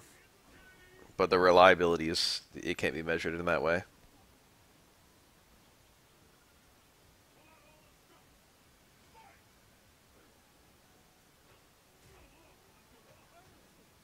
Also, the real world doesn't operate at fucking 60 frames per second. So, if you hit your button between the 2 frames you're aiming for, you can aim for something bigger than a single 1-frame window, if you know what I mean. I mean, obviously you're aiming for a 2-frame window, but you're not aiming for the first hit and then the second hit picks up the hits you do late. You're aiming for between the 2 frames. And then if you're like half a frame early or half a frame late, it'll still work. It's like weird to think about stuff like that. The game doesn't measure half frames, but the world does. Look at this Cowboy Ken.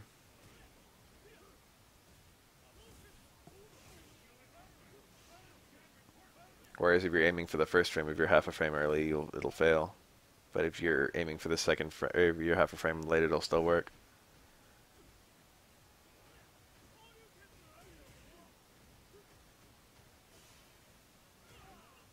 This control. When I fight Sagat as a Shoto, it feels very fair, or even in Sagat's favor. When I fight Shotos as Sagat, I'm like, what the fuck am I doing? How do Sagat players do it? I don't understand what the missing piece is. I can't tell what the glue is that holds Sagat together, and I've played him quite a lot now. Omega and Ultra.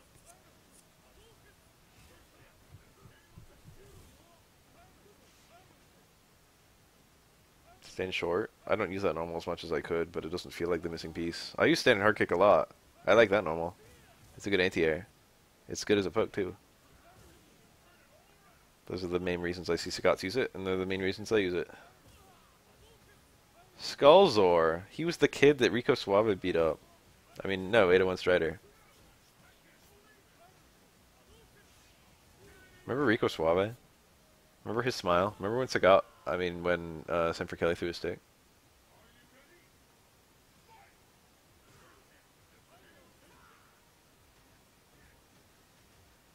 How fucking lit would it be if in like 5 years there was like a rematch between Skullzor and 801 Strider, and Skullzor got like 5 perfects?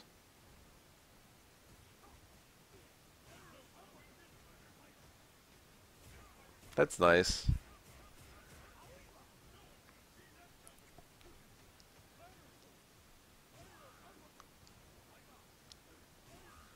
That was a super good crosscut.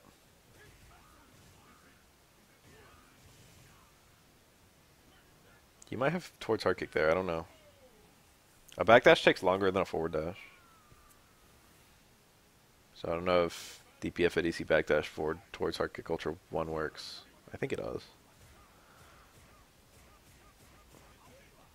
I didn't play Rising Thunder, but I watched a bunch of footage of Rising Thunder after it already died, and it made me really want to play it. Certain characters were kind of boring, but other characters were really cool. I think there was a really dominant character with a fireball, right? There was like a lady who threw a shuriken at you and she was like crazy. She was like super duper good because she was like a one button winner. Dumbed the game down.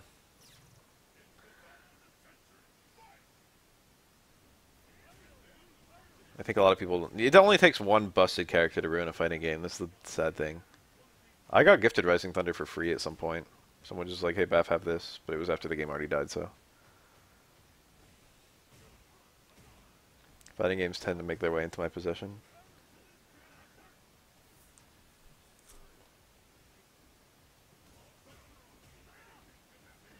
In this game?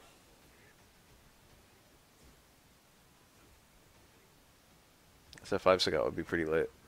Gotcha-kun. Gotcha-kun's playing someone new, isn't he? Mocha is. It's like fucking... Rashid players should never be happier. This is like year of fucking Rashid. Oh, maybe I didn't get gifted it. Maybe I just got given it. I thought it was paid for a bit. I don't know.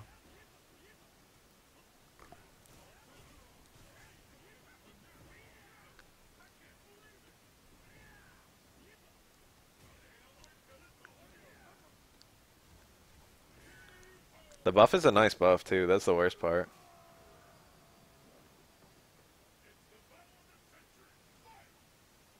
He used to deliberately take like lower damage to get a better knockdown. He like wouldn't end combos in Eagle Spike just because the mixer would be like it would leave you close, it would leave you with pressure. You'd use medium mixer if you could help it. You get better corner carry. But now that Eagle Spike has better knockdown and better corner carry than fucking medium mixer, it changes everything. I guess people are like Capcom was like, people aren't using Eagle Spike for the reason we made it. So I like kind of understand, but they forgot to give it like a nerf to compensate.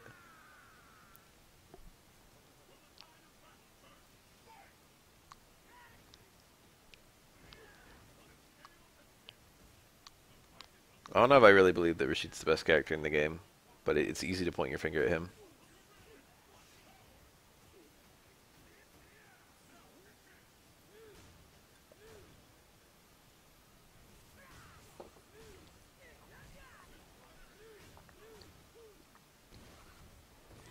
Minot's still a big question mark for me. Because I don't actually know the quality for nerfs and buffs. Because it was actually... the list didn't actually help me at all. It's like, this normal has a worse hitbox, this normal has a better hitbox. There weren't that many better ones. I think all of her hitbox changes were nerfs. She got nerfed in the way she needed to, but I don't know how bad the nerfs were. Like, if it's just like Stand Fierce made worse, that could make her... That could drop her tier like a fucking stone, or it could not affect her at all. It just depends on how much worse. But of course, I went from never running into Minot to still never running into Minot. So... nothing changed.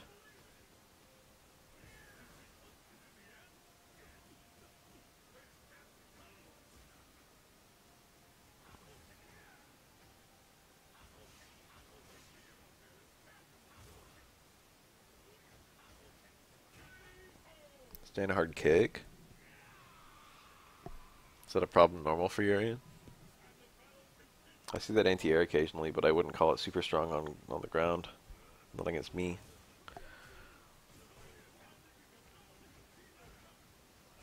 Ibuki's change, like, made people really aware of a strength she has. But it's a strength she didn't need to pull out, which is that fucking EX DP after or trigger 2. Little red focus combo. You don't see that starter almost ever. You can do that from close medium punch or close hard punch. It's a lot safer to go for than a change of direction combo, but it's a bar more expensive. But you can do like step kick, dash in, close fierce 2 hits, red focus.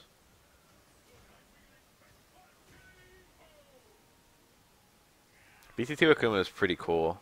It can do a lot of different stuff than BT1 Akuma. It's a very different character. Love that combo. Oh my god, Dudley's so great.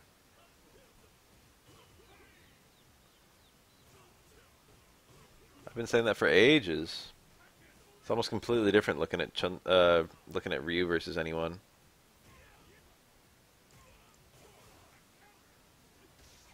That's not gonna hit. No way. Mario Maker 2, if that's a real game, then I probably still won't stream it. Because it'll require some crazy ass fucking capture card. I think my capture card does work with Switch, but I've never tried to configure it and I don't know how it would work. It's probably pretty simple. Probably download the latest version of the software. Plug an HDMI cable from my Switch into the capture card I have. I know it works with Wii U.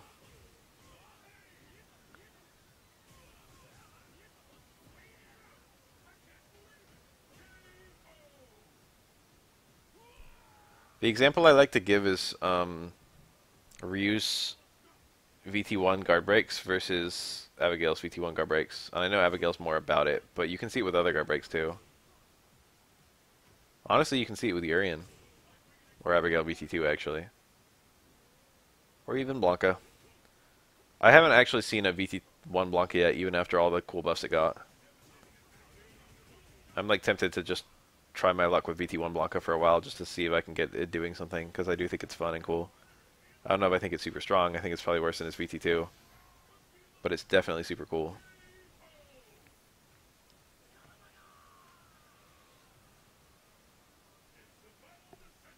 It's like an ultra, I mean not an ultra, it's a trigger you can meme with. It's a trigger that can give you like legitimate free wins against people who aren't used to it. And yet, like, even though no one's used to it, no one's picking it either.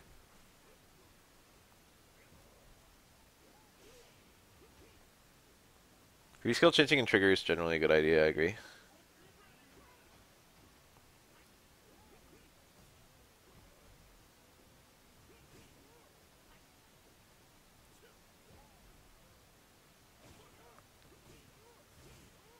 Urian's VT2 is not too bad from what I can tell. But his VT1, you lose so much by not picking VT1.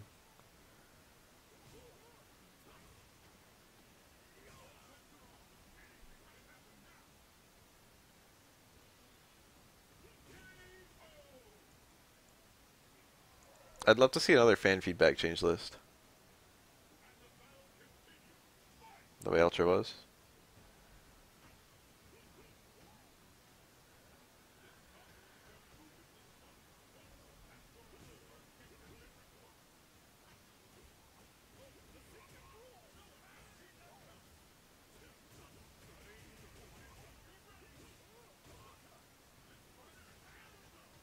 I had the same problem.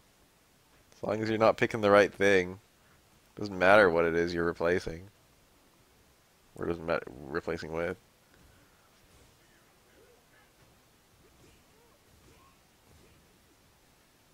Alpha counter would be a lot easier. V-reversal feels dumb to say. And it's got, you know, it's awkward because we've already got reversals as like a core mechanic.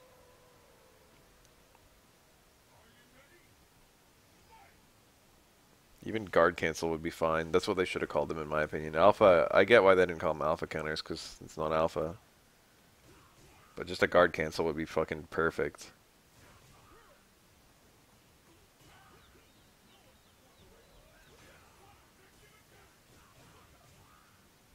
Love this juggle! It's Dudley versus Gen only. That's unique to that string in this matchup.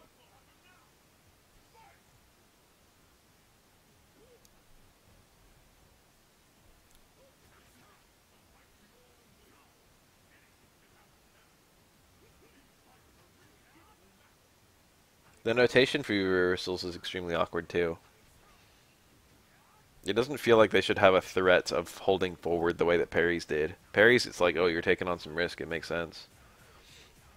I get why they couldn't just have hold away plus button, because then characters who have like some reversal, like, you know, or some special move they want to do, it can be really awkward with the input overlap. But it's already really awkward with the input overlap. You already have characters like Alex, where if Alex wants to do his fucking reversal, he's got to wait till the reversal window and then towards plus 3 or 2 kicks.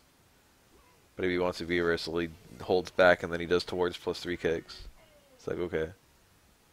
I'm never going to accidentally get a fucking EX slash elbow. It feels kind of silly. It doesn't feel like V reversal should be... It doesn't feel like Kami should ever get like a towards hard kick on accident. You know what I mean? Or like Akuma should get a towards hard punch on accident. They don't feel like that kind of mechanic where you're risking something like that happening. It feels dumb that you can bait them like that. It feels dumb that like people on Wake Up do towards Fierce because they're trying to block something in the V reversal. It's more of a problem with hit stop than anything else.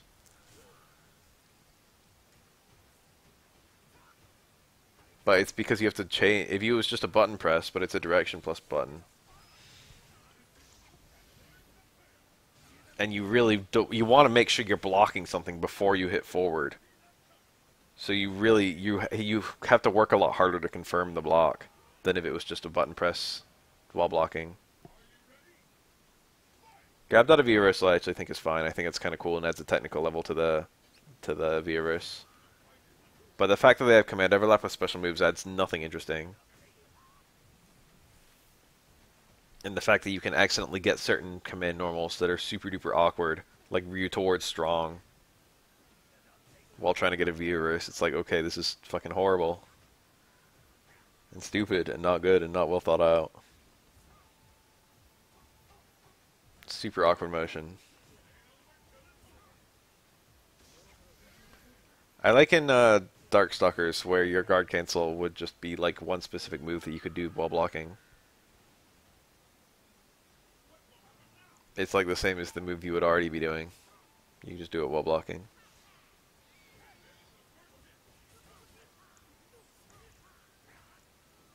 That being said, the guard cancels in Darkstalkers were generally way more disgusting. Yeah, the meter's too precious. I've always said that. The meter is way too precious.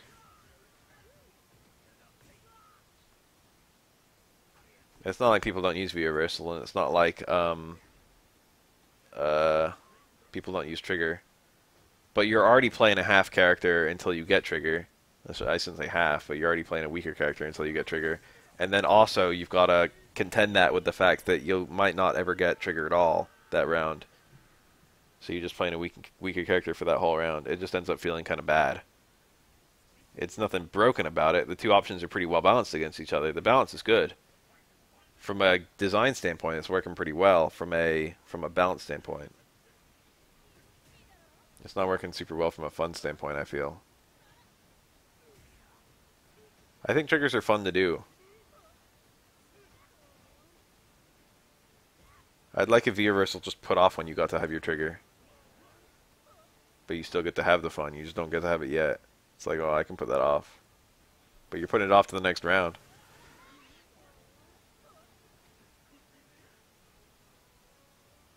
Ibuki's VT2 is actually very good as a defensive option.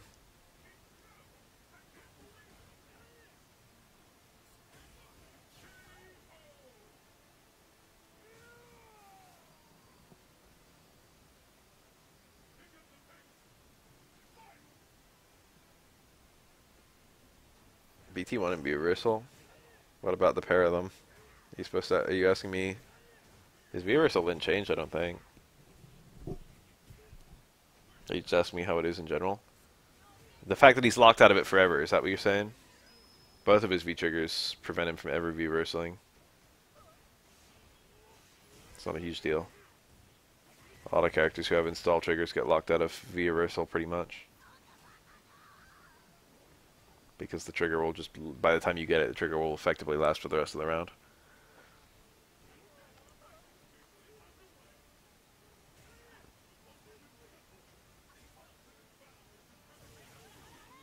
I mean, none of Jerry's moves are really archetypical in any way, so it's hard for me to say. I mean, on one level, obviously, there's never been a character like her. But if you want me to like simplify your moves to like this move ends combos, this move is a fireball, this move is a teleport, this move is a dive kick, I don't know. Then you start sounding like Akuma.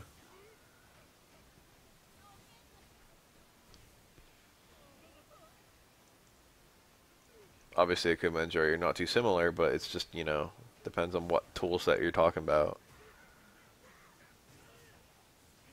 Depends on what you mean by like Jury. Whoa, what the fuck happened there? What a mess. That was a really strange thing to do for Seth anyway. Normally Seth, when he does this kind of fireball FADC, he immediately follows it with a teleport. But here he got like a level 1 focus that crumpled because it was counter hit. The storm mechanic is super unique. Not many characters have like that. It was a level 1 focus that was a counter hit. That's super weird and cool. What a strange option to pull out. If Jury does something armored on Wake Up, it only absorbs 1 hit. And then the focus is guaranteed to be a counter hit. And level 1 counter hit focus crumples.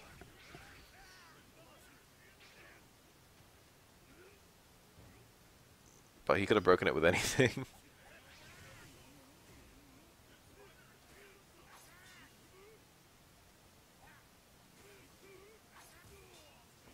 Seth was seen to be quite a defensive character until Punko. Isn't that funny to think about?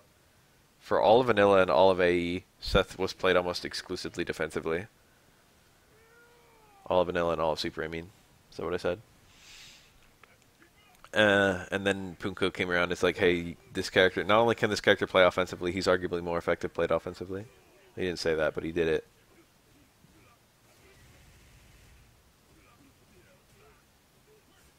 Punko wasn't the first offensive Seth, it's just there was a component of both. It was seen that defensive Seth was considered to be the better one. Online Tony had a moderately offensive style. He was a vanilla and super Seth player, I think. I don't know who he played after. Probably always Seth, I think. But he was definitely playing Seth in the beginning.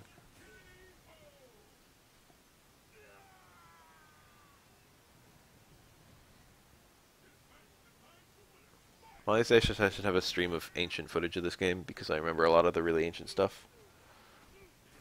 It'd be kind of funny to see it. It's tricky.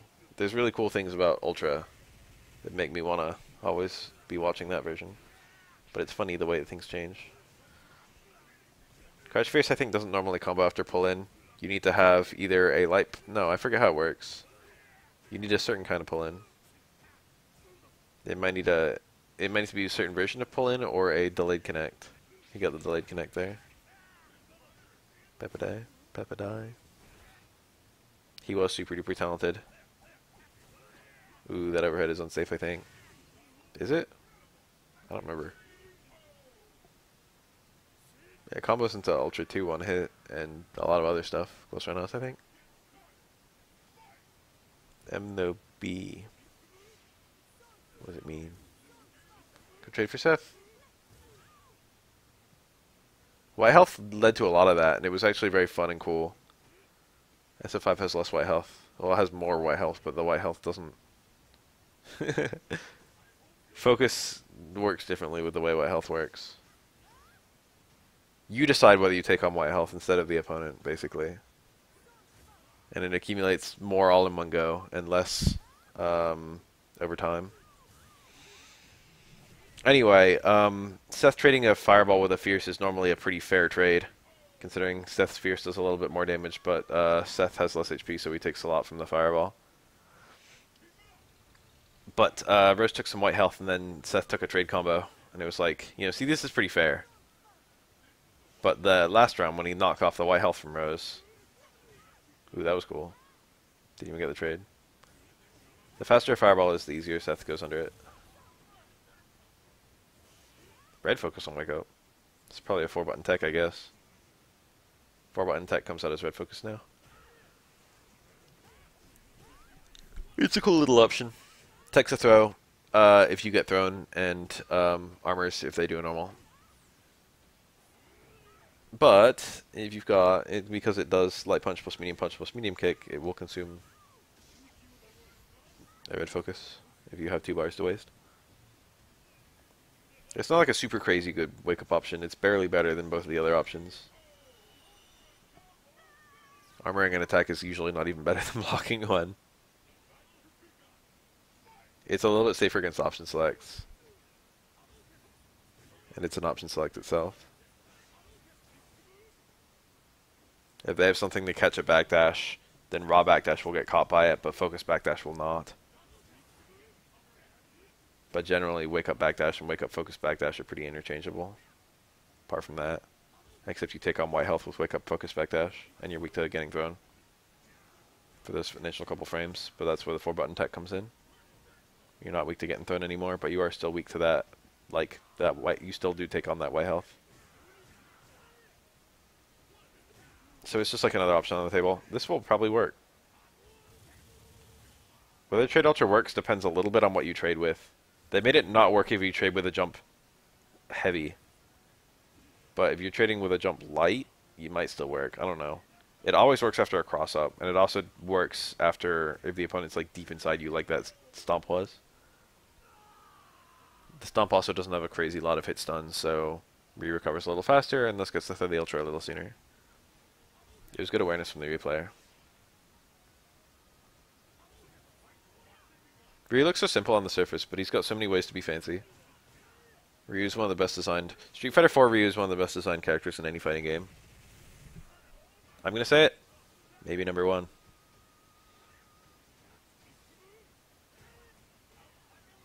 The mirror is so fun, too.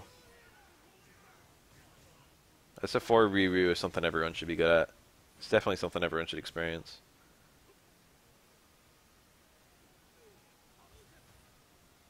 It's simultaneously pure and, like, there's still so much room for grime.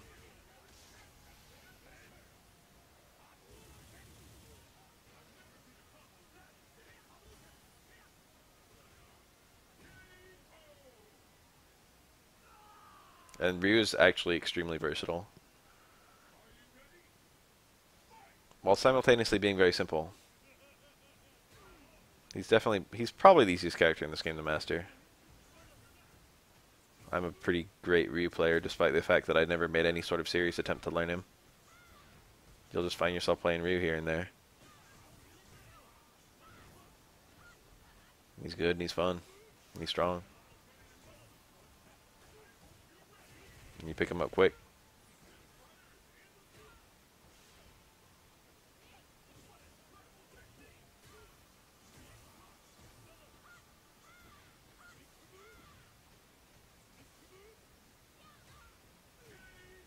Roundhouse was an unusual decision there. Piper had many things that were good against it, such as EX Seismo, such as Hard Thunder Knuckle, such as Ultra 1, such as Backdash. Even blocking was fine against it. Yes. Evil Ryu has worse design, but also is a better character in the grand scheme of the game, and also generally has good design.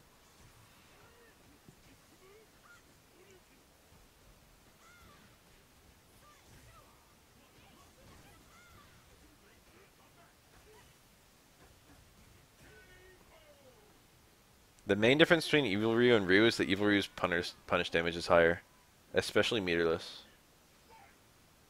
Ryu to get high punish damage needs a towards fierce, which don't come easy. And even then it's like lower than Evil Ryu's.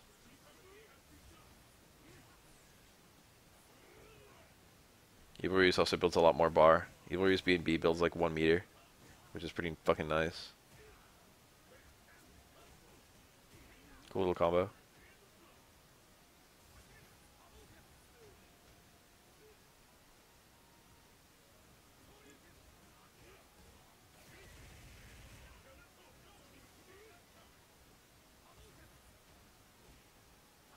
Get a link there. Both Ryu and Evil Ryu have pretty nice neutral medium kicks. They also both have really nice close medium kicks. Evil Ryu's neutral medium kick is generally better than Ryu's. They're pretty functionally similar, but Evil Ryu's has a nicer hitbox and a smaller hitbox. And also a little bit of advancement.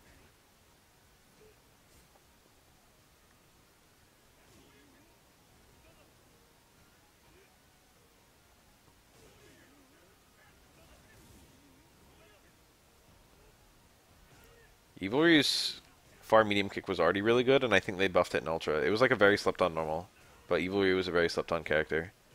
He was honestly pretty good in AE, and no one picked him. And then he got buffed a lot in AE 2012, and people still didn't pick him.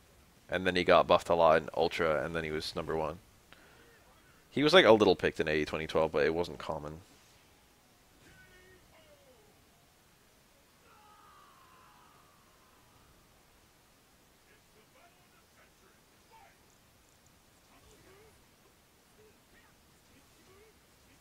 It was easy to miss Evil Ryu in AE, because he got Yin and Yang at the same time. It's understandable people slept on him. He was like better than a lot of the other characters in AE, but he wasn't as good as the characters who... He wasn't as good as fucking some of the other characters who debuted with him. So of course people who are going to change mains are going to, like, not jump to him. And he's always been... People are going to, like, play between him and regular Ryu. People are going to play whichever one is better. Because they are so fundamentally similar. The two most similar characters in this game. More similar than Ryu and Ken. Even more similar than Evil Ryu and Akuma. Evil Ryu has a decent number of Akuma no Moso. He's got Akuma's Crouch Fierce. And I guess Akuma Sweep. Oof. There are more anyway.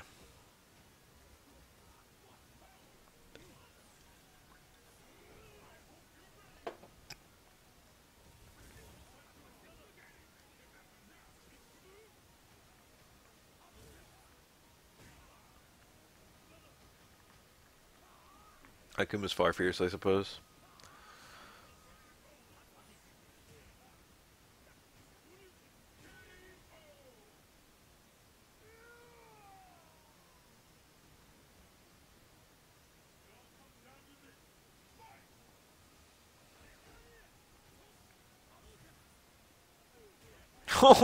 Counter poke. You guys see that? That was some cute shit right there.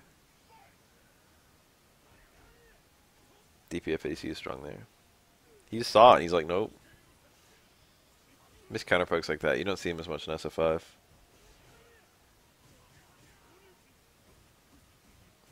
Hugo has a very high, what I would like to call fun factor. He's a fun character. A lot of his tools are very satisfying to use, such as the claps. Fucking feels good to hit a Hugo combo. It's a puzzle playing Hugo, figuring out how to get next to the opponent.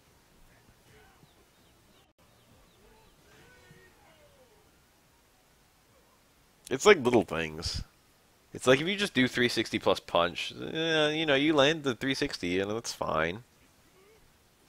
You get some nice damage and you can feel good about that.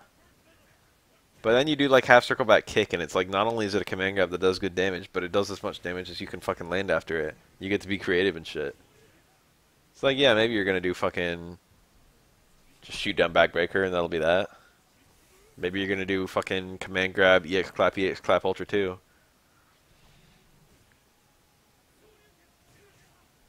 That's fun. Command grabs you can combo after are fun. Really optimal combo. He might be able to kill with an ultra here, but it's going to be super hard. Ultra 2. I think he'll kill. He didn't even try. I know it's double ultra, but it only goes down to 10%, and 10% of an ultra's damage might have still killed there.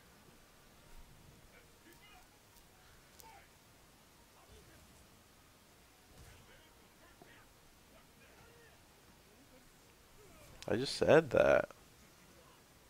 Clap combos are satisfying. It's fun to clap the opponent over and over. His combos are fucking cool. You get so much damage out of them.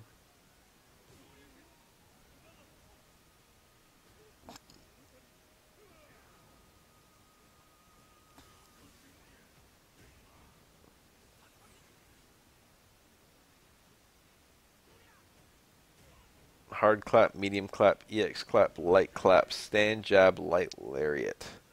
That combo feels like the titties to land.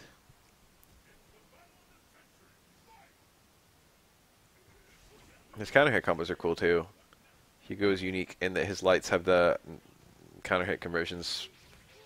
Most lights add +1 to whatever your plus frames would be, but Hugo's add 3, which is the same as mediums and heavies. Which means that Hugo can do crouch jab, EX clap, or crouch jab light clap on counter hit. Or, you know, any jab, or any short. That's cool, that's fun.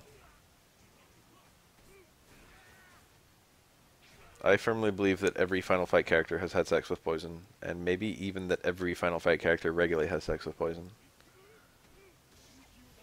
Poison? Cody does, I bet. Bet Guy does. Abigail, hell yeah. Hugo for sure. Who else is Final Fight anyway? Sodom? Yep. Rolento, hell yeah.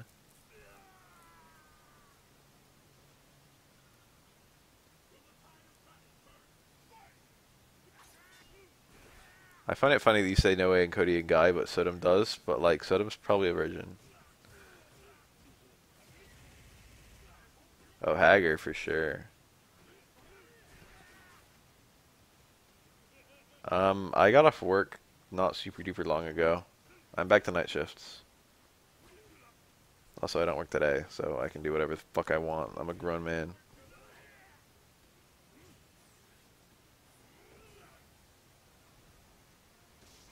That's gonna work. This is gonna, like, get him down below half. Whoa, that did a lot. I know it's Seth, but shit. I didn't think fucking down to a quarter.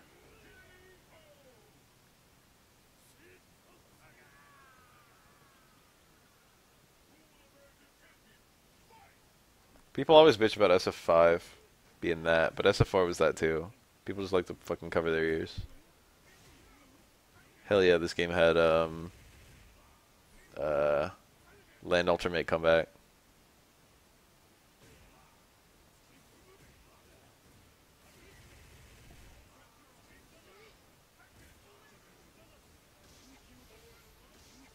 I don't like this. They're both gonna whiff.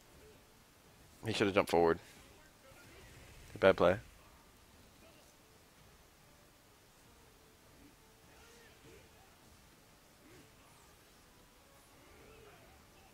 I knew they were both gonna whiff because I've seen that whole thing play out before. Seth's both ultering each other at the same time. I didn't see it here, but I distinctly remember in vanilla, someone made a video called When Ultra Meets Ultra. And it's just every ultra in the game being used against each other. On like the same frame. Which is probably not super interesting to anyone these days, but it was like a very novel concept back then.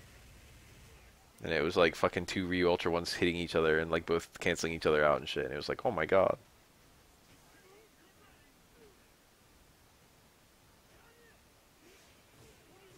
Now we're just like, yeah, of course. And the same number of hits is the same goddamn move. Of course they're going to cancel each other out. Punko invented that. I'm confident no one would do that if Punko didn't do it. Every character can technically do that. That's the funny part. This is going to work.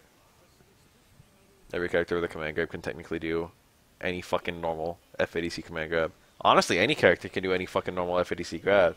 And that has a decent success rate. It's just silly. It's just 2 bars on a guess. You can play Ryu and you can do fucking low forward FADC dash forward grab. It's not even bad.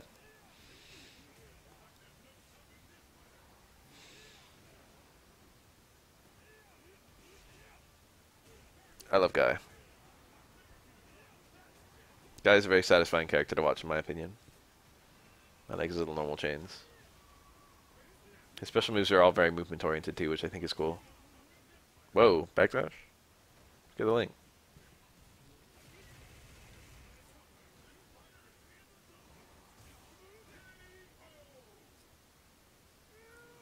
Does this do like a fucking beam war or something? Does this do like the ending of Cell Saga? Oh, that was far roundhouse. Normally a pretty good anti-air. But Seth's jumping normal just beat it. Guy's dizzy output's actually quite high.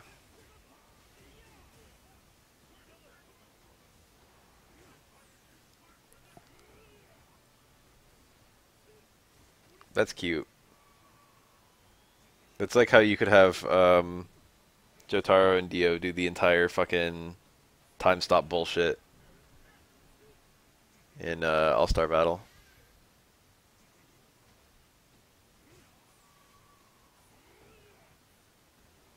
If Dio does the time stop super on Jotaro, he can like spend meter to cancel the damage or whatever.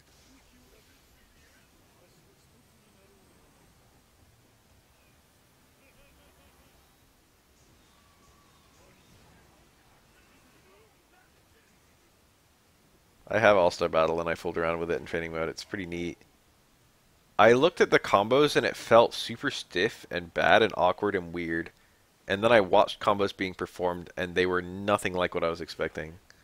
I watched like a combo video on the internet. And then I started doing the combos in the combo video and I was like, a lot more fun.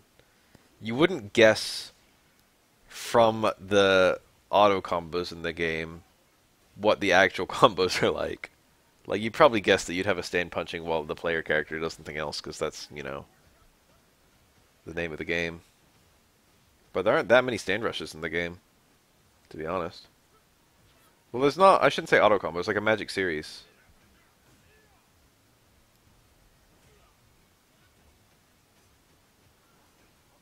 That is a lot of BP, isn't it? Like ABC.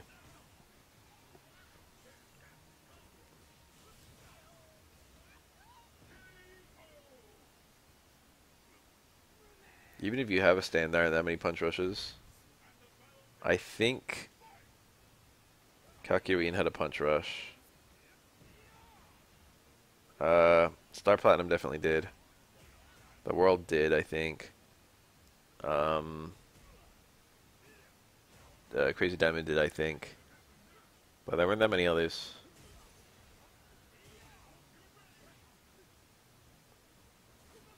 Ugh. I play both of these characters. Guy's good here generally. He like loses in neutral, but once the pressure starts getting laid on, he starts winning really hard. But he does lose in neutral. His normals cannot outrange Vegas.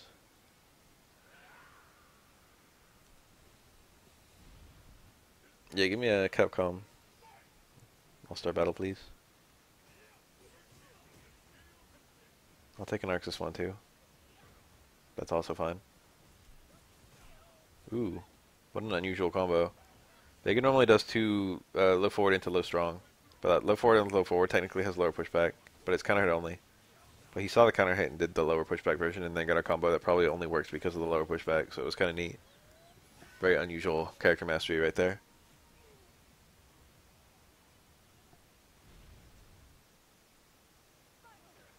Ooh, we're in the middle of a match here. I watched some of this earlier on a different stream. An RS JoJo. I'd fuck around with that, but I think a lot of people would be really mad if it existed. Bye bye. What a great round we just saw the end of.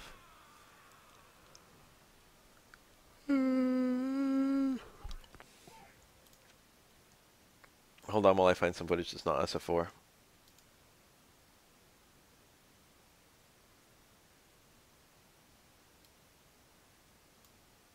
I forgot I found these. MVCI Marvel vs. Capcom Infinite pools at EVO 2018. I'm not going to watch that right now, but it's neat that it's there.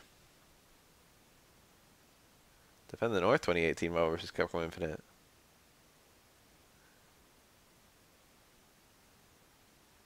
KOF 13 at Combo Breaker 2018.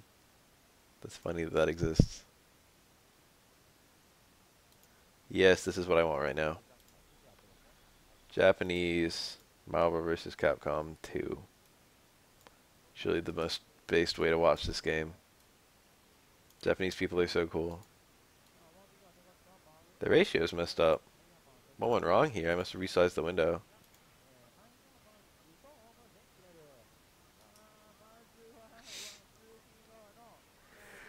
Excuse me. Hope that wasn't loud. Let me shrink it.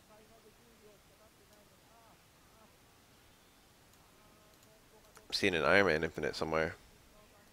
So it turns out the infinite protection system in this game is better than I thought. And Iron Man doesn't have a real infinite, and neither does anyone. Most of the infinites in the game just require meter. Maybe there are some true infinites. I think, no, there definitely are some true infinites, but most of them will fall out eventually. But the ones that we often see are the ones that'll kill before they would fall out.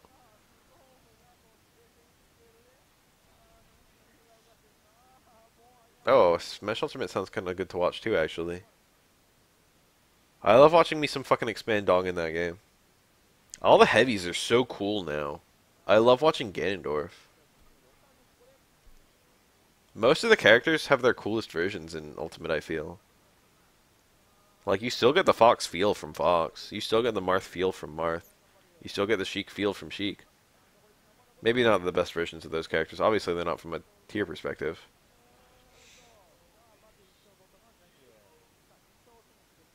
I mean, they didn't know of any infinites when they shipped this game. Come on. They did the rest. This game is huge. The amount of shit, like, I know it's all recycled characters. The amount of shit they adapted into this game, it was, like, inevitable. It was going to have a bunch of really nasty, gross, busted stuff. But the game is so deep that, like, people were wrong about what a lot of the really busted stuff was. I think Juggernaut was, like, a top tier when this game launched. And now I think he's usually regarded as kind of mid or low. I think mid. Mid is bottom in this game, though. Oh, they hit Storm. You can pick up Iron Man for the kill. He dropped it. He would have been able to kill Iron Man before he ever regained control.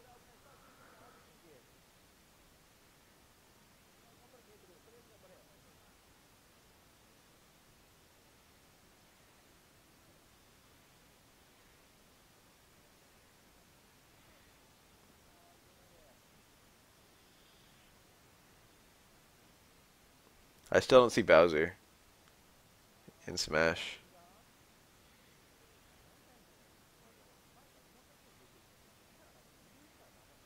After Ultimate hype dies, dude, I don't know. Ultimate's pretty great.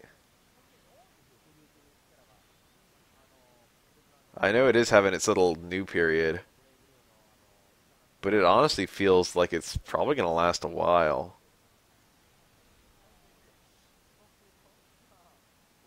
I feel like I've never seen much Bowser in any Smash game.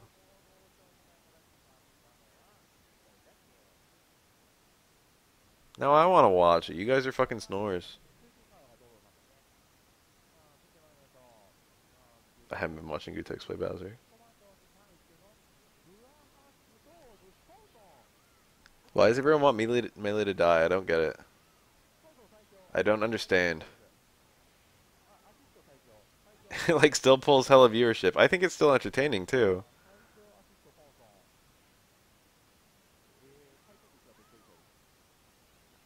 Why does no one say... Why do people want any fighting game to die? I'd like Third Strike to come back, please.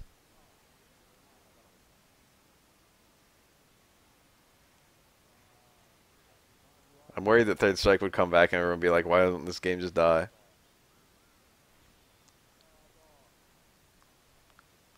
It's a really common sentiment. I'm just wondering why everyone says it. Why does everyone want Melee to die? Why does everyone say Melee shouldn't have lived this long? Didn't we all think Melee was a great game? Don't we all want fighting games to succeed for as long as possible? Melee struck gold.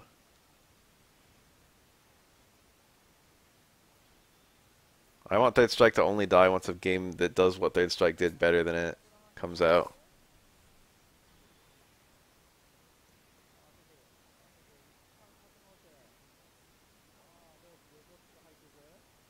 Fuck off with the party game bullshit.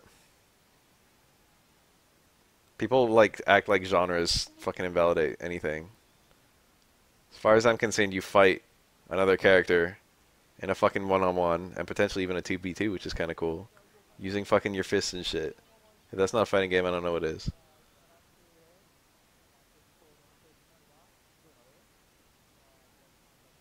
No one does tournaments of 1v1, v1, v1, so what if it's possible?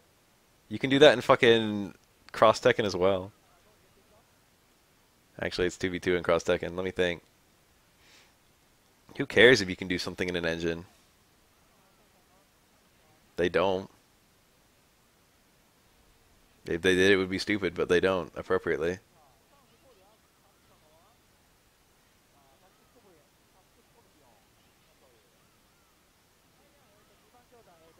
Yeah, Thagos is definitely more dead than Third Strike is. It's not even a question. I don't understand why people say Smash is a party game, then it validates that people could play Smash and have fun. Or even compete in Smash and have fun, is what I should say.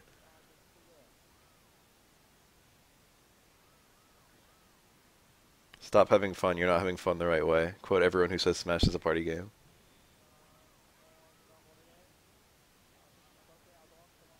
I wouldn't play it like this, therefore you shouldn't.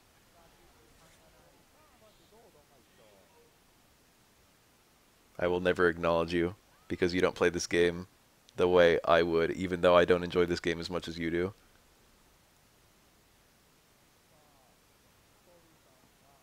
Someone explain this to me. It's the stupidest fucking mental gymnastics I've ever heard, but everyone says it.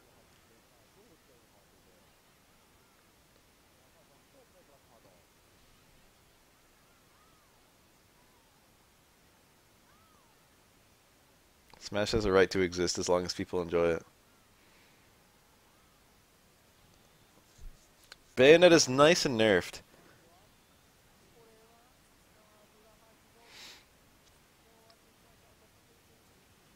I agree with that.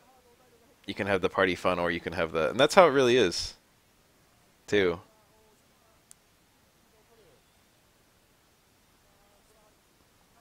Okay, a lot of people in Smash don't like Bayonetta, but Smash classically has some pretty bad balance, and that's true for a lot of fighting games that are otherwise good.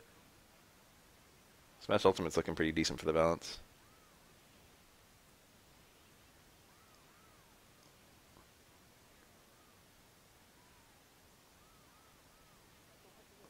I guarantee you can still find people who want to play party mode Smash 10 to 1 for people who want to play the competitive mode. It's cool if anything, they're both taken off.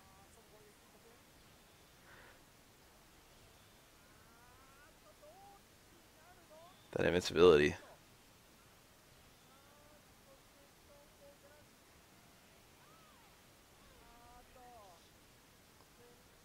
Wasn't there like an Evo or something where they played competitive New Super Mario Bros. Wii?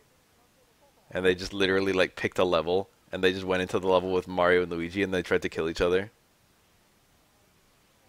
What tournament was that?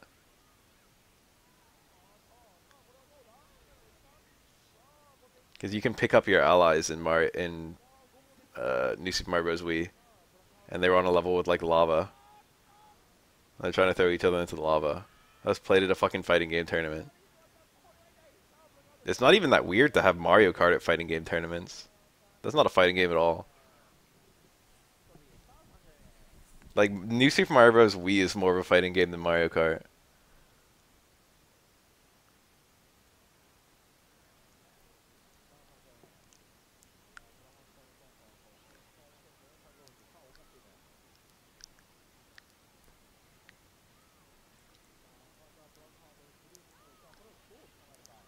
UFGT, those were the days. I remember that tournament. I forgot all about it. It was a really cool event, actually.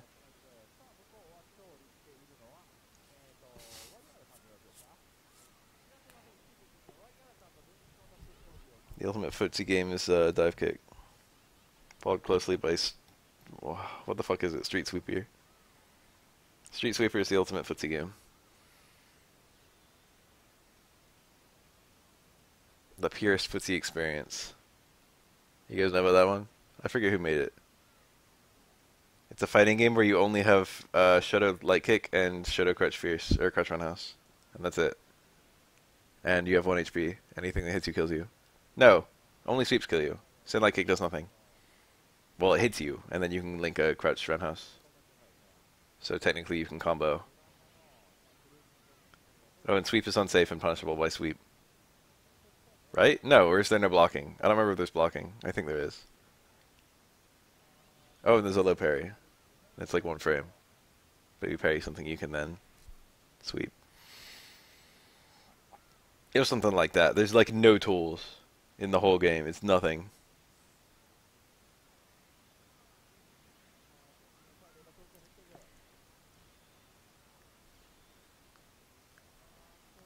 No, I do agree. If it's a big segment of the population, that's the most important factor by far.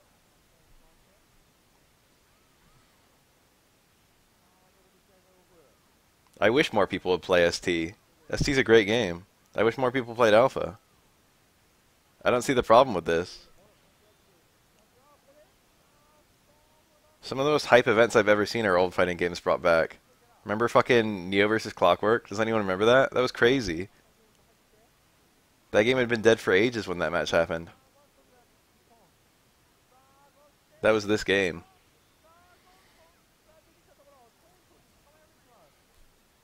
It was a great set. Everyone got really hype. What's wrong with it? I don't understand why it's chaos. If people want to play it, then let them play it. Imagine if they just stopped playing chess in fucking in year 200. It's like, oh, this game had its cycle. I don't know how old chess is. It's pretty old.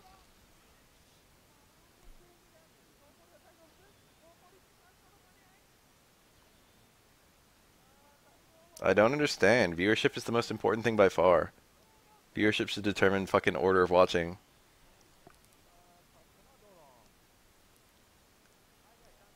People will naturally be more interested in newer games, but if the newer games aren't as exciting as the older games, why not just keep playing the older games? Melee is notable because it was a lot better than Brawl.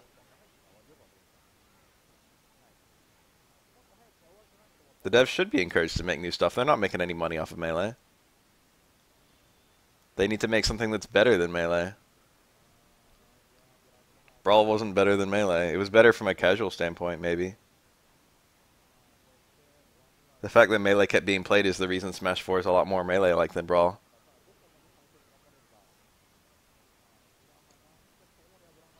It brought back, because people kept playing Melee, it brought back stuff that people like from Melee in modern games. I think that's pretty good.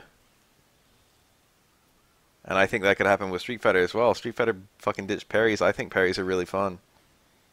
I wouldn't mind a new Street Fighter game with parrying. I wish they'd make one.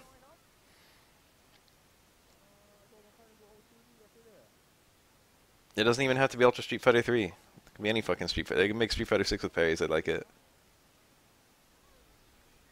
I'm gonna watch some Smash Ultimate. I'm down. I want it. Hold on a sec. Let me do some digging. Oh, I just made the fucking window bigger.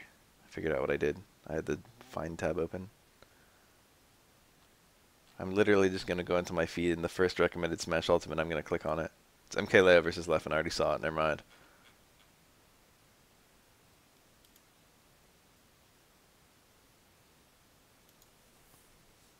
SL Ultimate 9, Ally Lucina Snake versus Ramsey Ike. This is the first one I found in my recommended.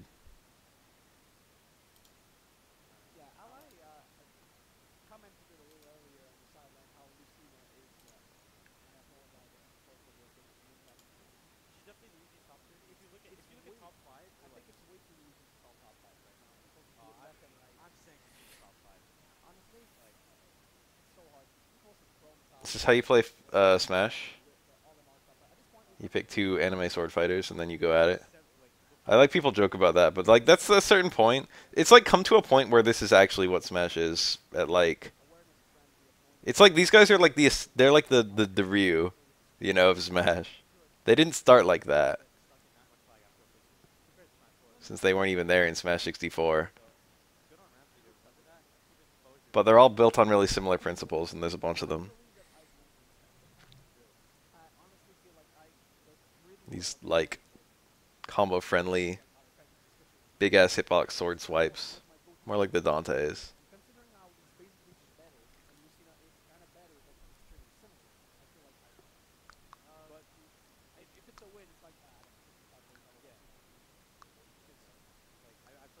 I'm doing literally the opposite of gatekeeping. All I'm saying is that if you fucking want to play Smash, you probably to some degree like fighting. If you enjoy Smash, you probably to some degree like playing as or against fucking space animals or anime sword fighters. Yeah, I know. I know you're joking.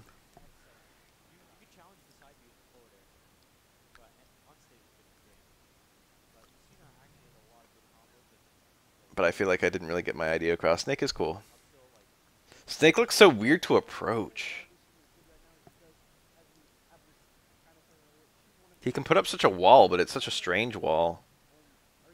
Because his attacks hit himself.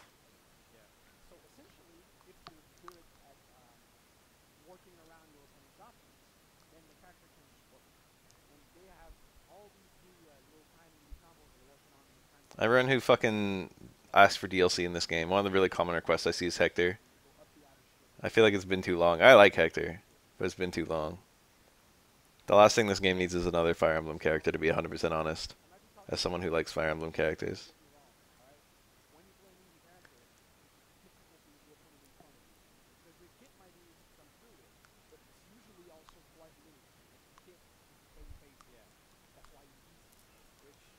I don't know if people ever do stamina tournaments, but I always thought it'd be kind of cool. The tier list would probably completely change. The balance would probably completely change in stamina mode. Since stamina doesn't care about kill moves, it only cares about ability to accumulate damage. Heaviness matters a lot less too.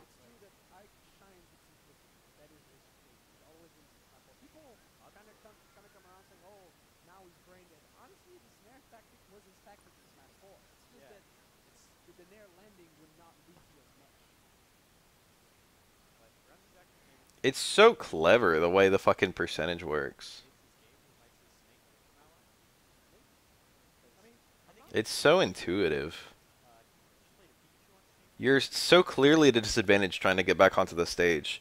And when any attack knocks you off the stage when you're at a high percent, you're so clearly it is, even though both your characters are functioning fully normally, you're so clearly on the defensive. The counter. It's a cool read, actually.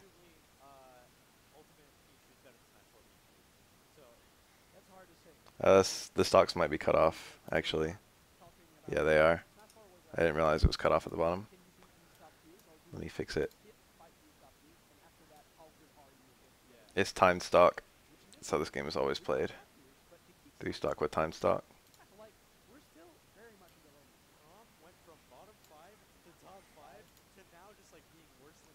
It is like a knockdown in a fighting game, but it's still quite different.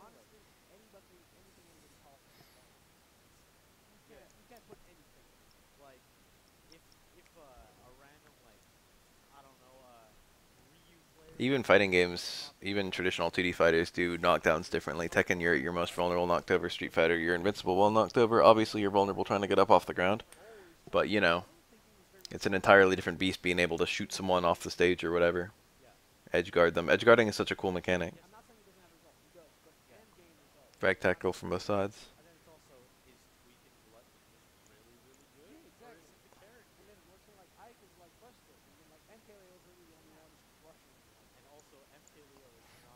I haven't actually opened the game and looked at the trials. I've opened the game just to play the characters for like 2 seconds. To look at the roster. I forgot I had trials and I forgot I had it.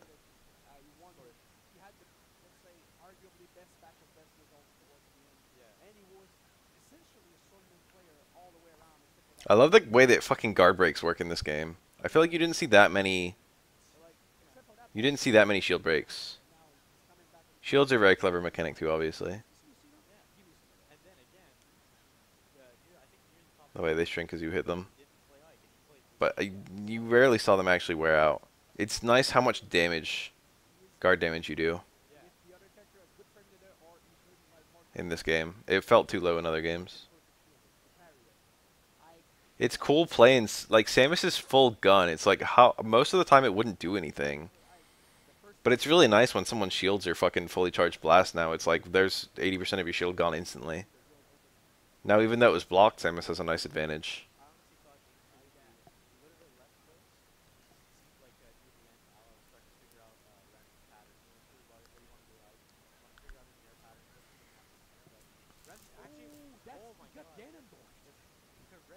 And then characters like Ganondorf can literally break your shield in like 2 hits. DDD can break it in like 1.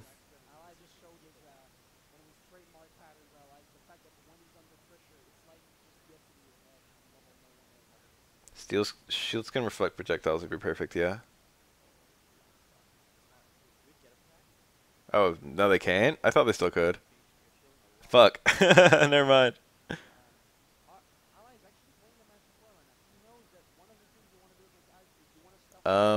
What about? I feel like I've seen beams get sent off in random directions. They just never get sent straight back. Or is that just a visual effect?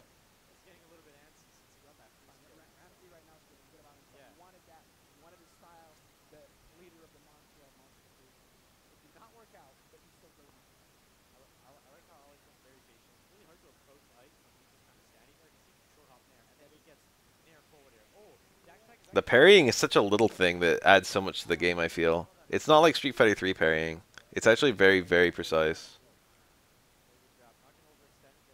He plays Snake later in the same set, I guess, according to the title of the video.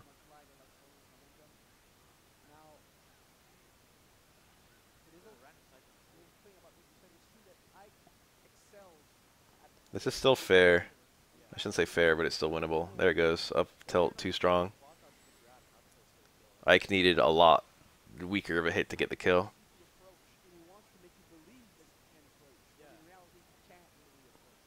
It's cool the way that, like, the way that you slowly get more kill moves as you're up is just very intelligently designed.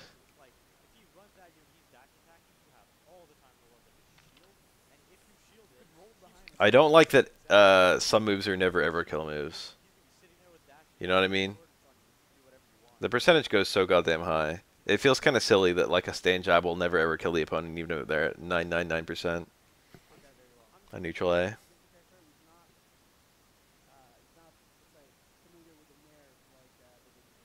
Where's the sneak at?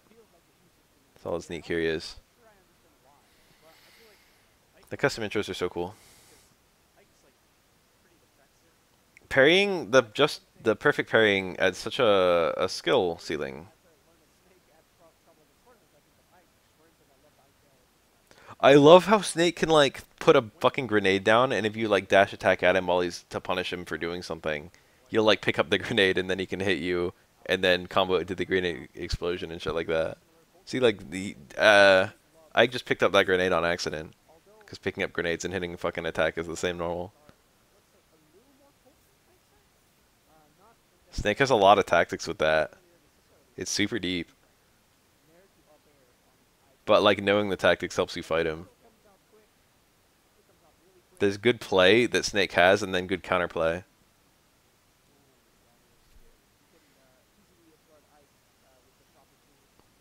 I'd hate fucking Snake's probably a mess in doubles. Probably like 80 oh, he is little Nikita can edge guard really well.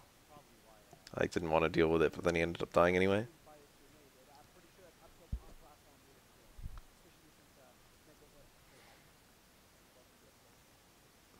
I feel like 90% of the kills I see Snake get are either Nikita edge guarding or up tilt.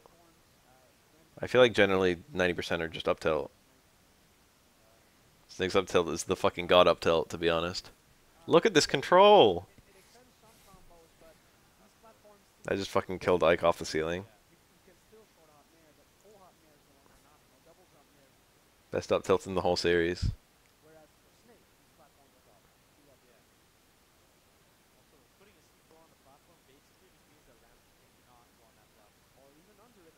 That grenade, it didn't do it though. That's cool though. Are we about to see a 3-stock? 130 is kind of a lot. He didn't die? Why is Snake so heavy? That grenade into wall tech was so fucking cool. That was such a good way to get back on the stage. Snake technically has infinite recovery. Well, not really, because he'll eventually kill himself off the ceiling with his own grenade. How is he still alive? That was the eye that saved him there. I saw it. His momentum got killed.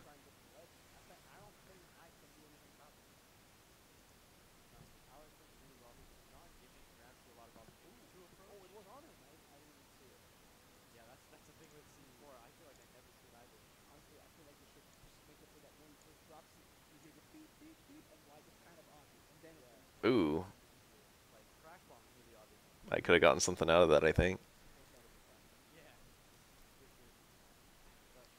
That's C4. Is that just sitting there?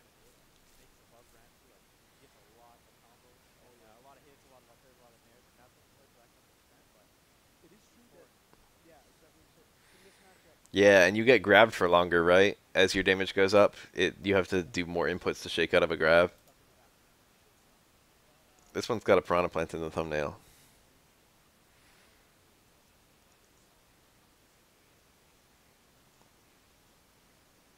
Those are both cool mechanics. Piranha plant side B accumulates damage so goddamn fast.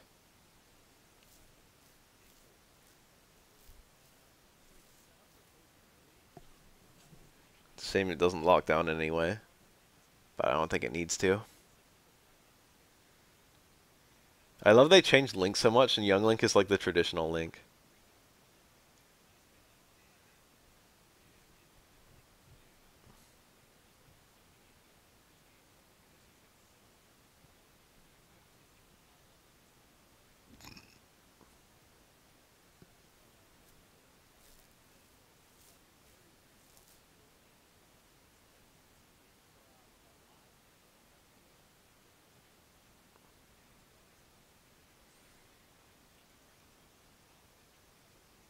The forward air and the back air are pretty good with this guy, right? What are his kill moves? I think the down B can kill, but it feels kind of awkward ever using that. The neutral B can edge guard pretty well, from what I can tell. It actually looks really good. His side smash looks okay, so that's probably a decent kill move. I haven't actually even picked up this guy yet. Is the fucking down B?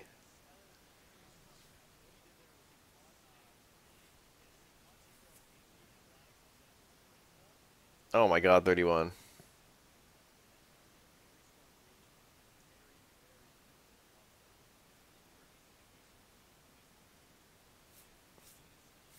The down B like telegraphs super duper hard, but sometimes it's good anyway, and sometimes you just can't really see it very well, just because it doesn't, all his animations blend together a little bit, and he can also hide in the poison cloud. And in general, like, it's hard to keep a watch on Piranha Plant 24/7. Obviously, you should be watching your opponent, but there are other things you have to watch in this game, like where you are and where the edge is.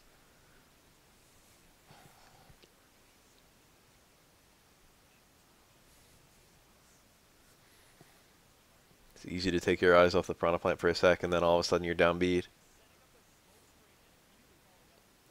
Just interacted well with the projectile there.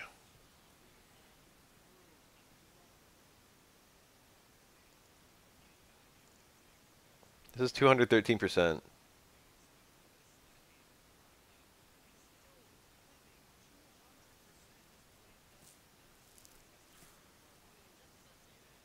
I can't see Doom Guy ever getting added to this game.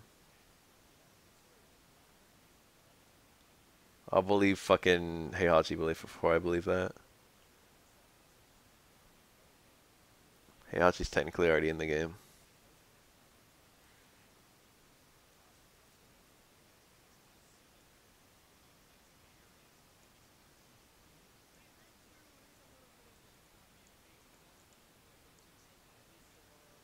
I think probably 99% of people don't know what the fuck Joker is. Who the fuck Joker is.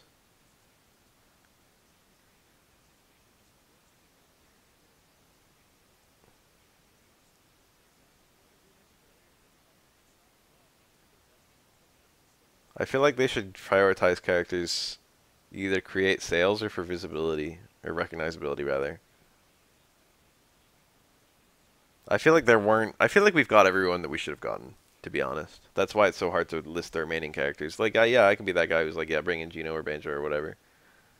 Bring in Steve from Minecraft.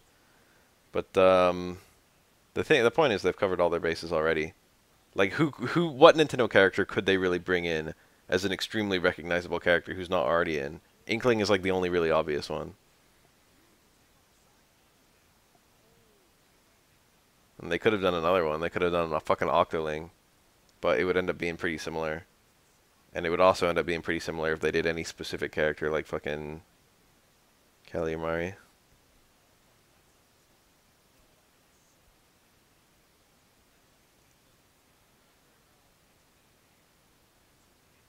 Goomba.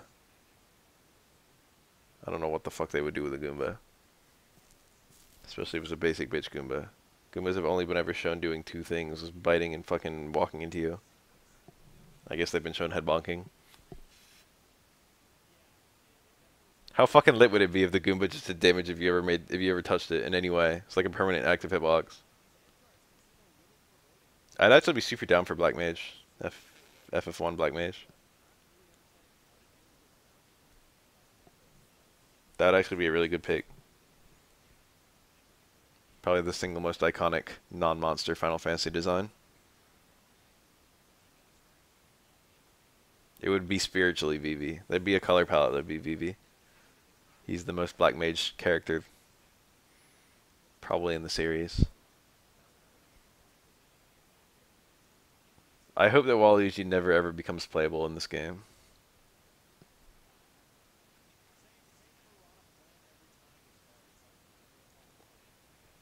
Dragon Quest Slime is absolutely definitively the most recognizable Dragon Quest thing, and in that way it's quite good. People are saying Erdrick or whatever, Lodo, and that's fine. That's like the second most recognizable thing. People in America are like, some of them are suggesting it and some of them are like, why? But in Japan, I bet it would be basically universally understood and appreciated.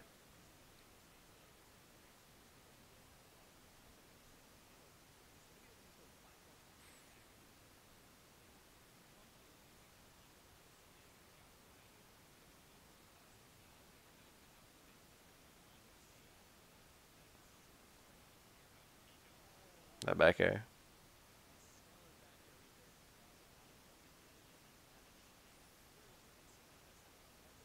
Shaggy is actually the character that I would enjoy the most. Now that you mention it.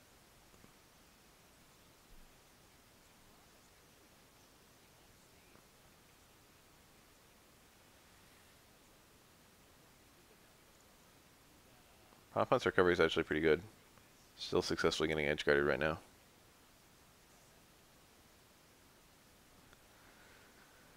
177 is quite a lot. There's a character in this game who like literally can't kill. Who is it? It's either Bowser Jr. or Pac-Man, but I don't remember which one. Like has like no good kill move at all. There's a patch recently, so I don't know if that's still true. I think she can only kill with like down B, right? That's like pretty much all.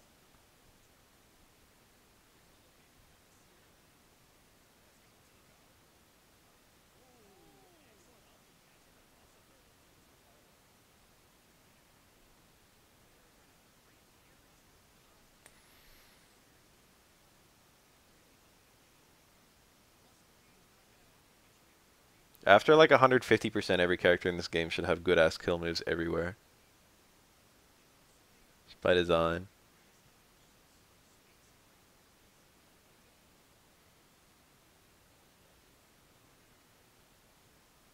I played Peach a lot in Brawl and Melee. She's a pretty good character in both games. But she was lacking in kill moves. She got percentage. She accumulated percentage a lot easier than she killed.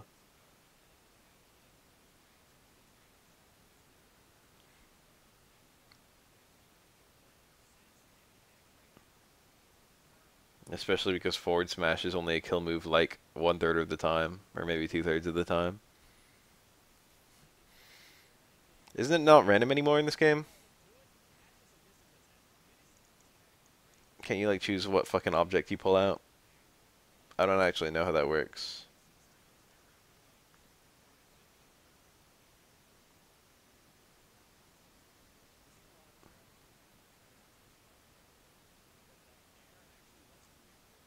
Sacrifices percentage for a power buff. I feel like something like that exists. Incineroar can like eat one of your hits for a power buff. I think. I don't know the specifics of it.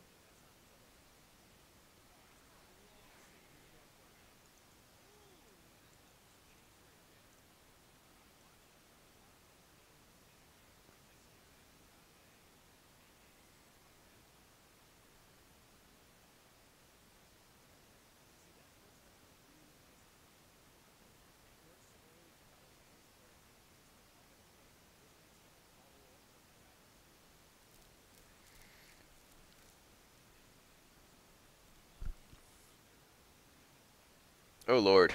You're almost describing Pichu though.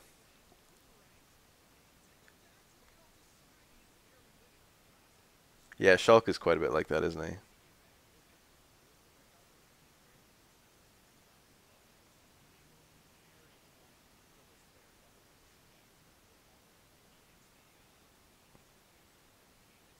Every one of Shulk. I didn't know this. Every one of Shulk's buffs comes with a nerf. And they're all different nerfs, just how they're all different buffs.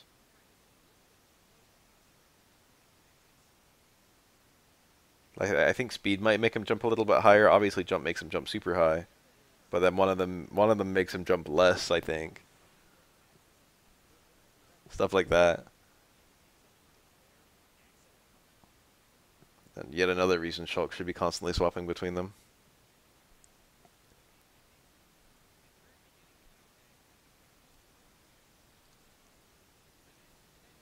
For Chun-Li's V skill, it seems like you can only go into stomps and trigger or one bar, rather only ever do the second V skill move into hard kicks. You can do jump, you can do V skill into jump strong, and then re-jump into stomps. That's the combo now.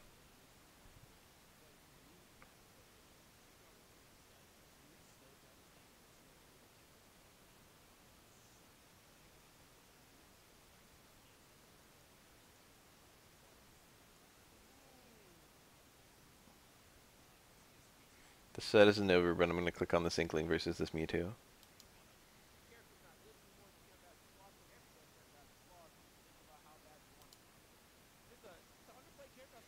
Shadow Mewtwo. Very cool.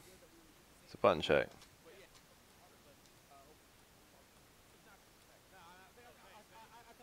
No cooking mom is here.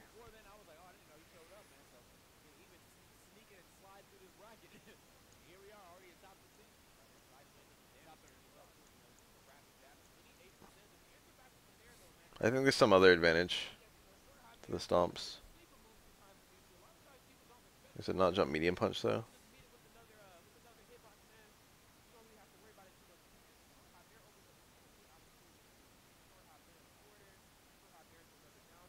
The ink. Certain attacks cover you in ink. And when you're inky, you take more damage.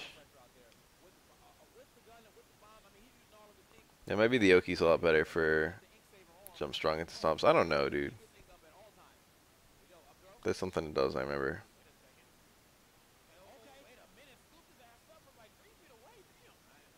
Wow, go away.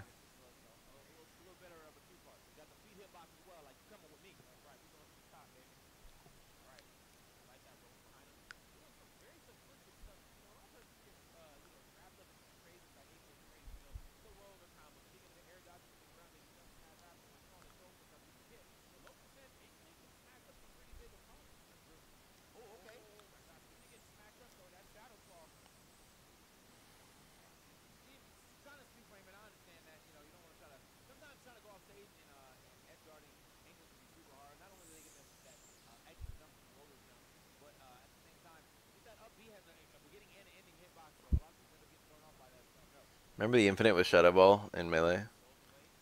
If one character grabs someone and Mewtwo does Shadow Ball, it just locks the opponent in place.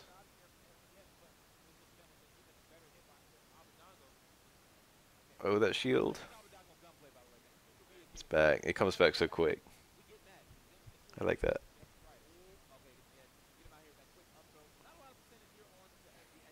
Shadow Ball can just charge forever for whatever reason. They won't cancel once it's fully charged. Unlike every other similar move.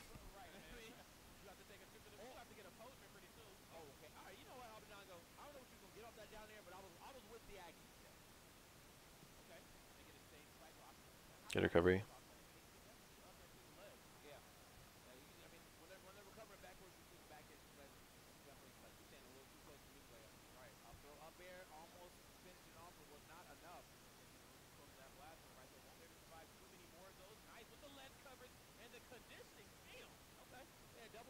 I almost never see people recover A on the corner. Seems to be one of the least used options. It's obviously punishable with whiffs. I imagine it's punishable pretty easily if it's parried. And I think it's punishable even if it's blocked. But, it's invincible until it hits, right? Charlie had much better forward dash, back dash. abuse. A lot of characters couldn't, like, he could just rapidly move in and throw you, and it would be like unreactable because he didn't actually start moving for his dash until halfway through the animation. So even though it was like a fucking 15 frame dash or 16 frame dash or whatever, it ended up being like an 8 frame dash visually. So dash and throw had a ridiculous success rate in the first, and also dash and button became really good because dash and throw was really good. And a lot of characters couldn't catch him if he just ran away and threw fireballs.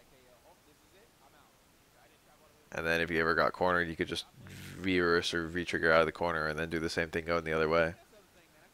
I don't know, I picked a number. Most dashes usually somewhere between 15 and 25, I think.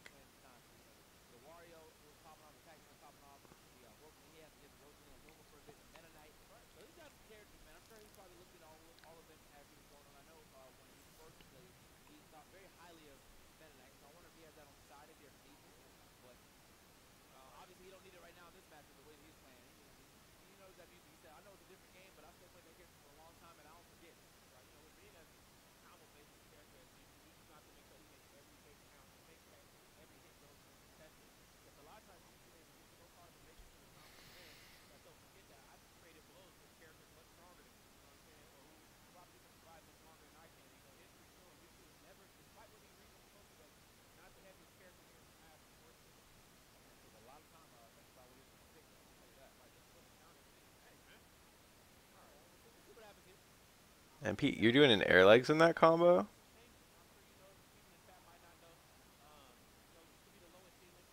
I didn't know that worked at all.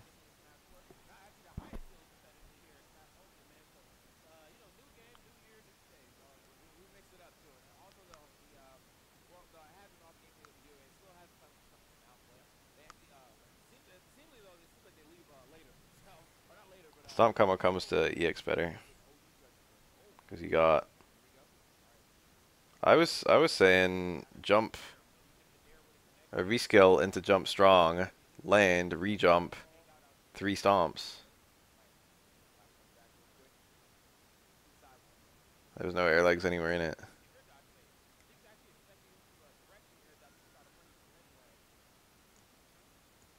You can end it with air legs, I think, right away then. After the 3rd stomp, you can get some hits of air legs, right? I don't know, actually know. They might have changed the way that worked. EX legs hits fully.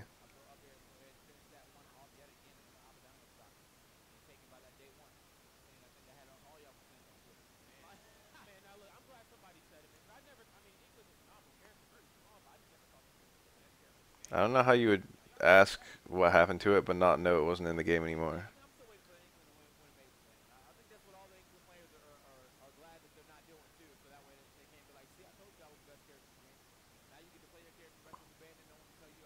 It was indeed fully removed from the game. No, yeah, it doesn't exist.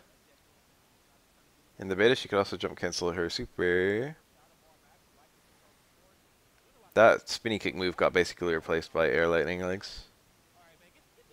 Which I guess they probably figured had better neutral application, which it did, but you know, they ended up nerfing it because it was too good.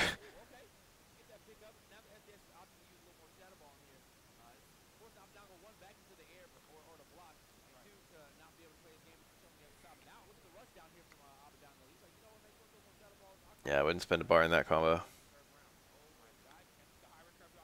The parry.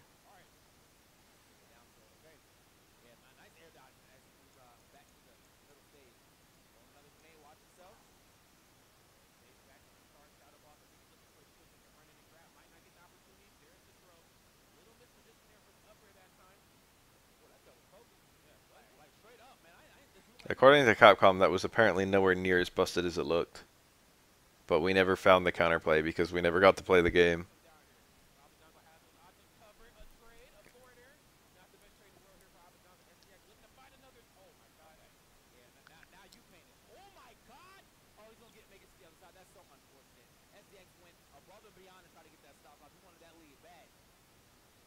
I saw some really busted Inkling combos on Twitter.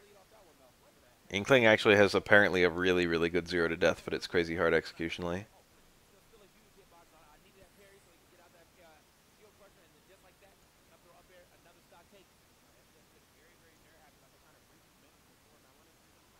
They changed the whole way that the game worked. They couldn't add Chun-Li's just because they changed triggers. Like, it might have been balanced around the fact that if you knocked her down, it went away. But that's not how triggers work anymore. It wasn't even a trigger back then, but I think it went away if she got knocked over, right? The whole mechanic of the game changed. Wow, that successfully edgeguard.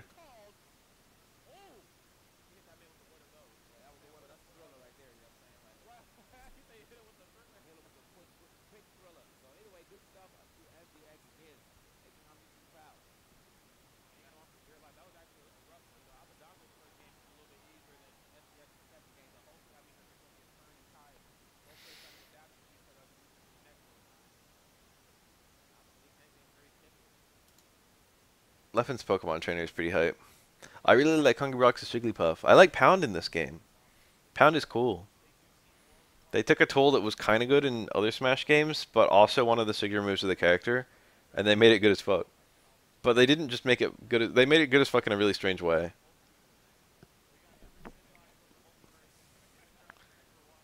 It's very combo friendly, and even when it doesn't combo, it's very situation friendly.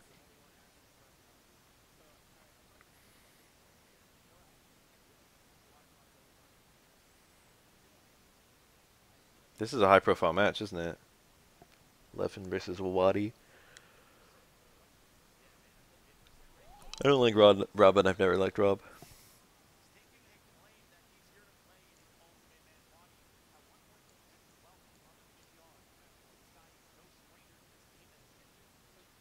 Yeah, it's really cool to see a lot of the moves that were never useful, like, repurposed properly.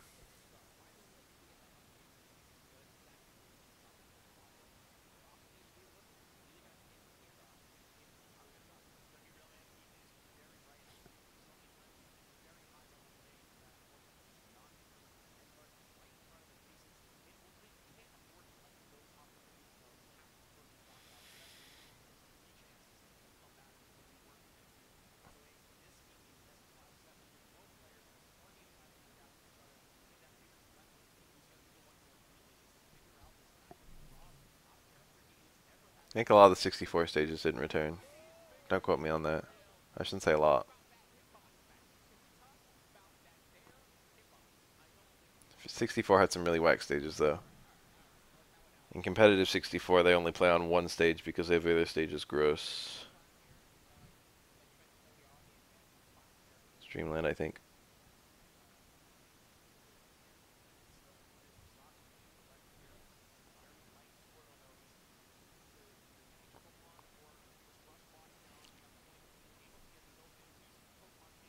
Oh, okay, I lied.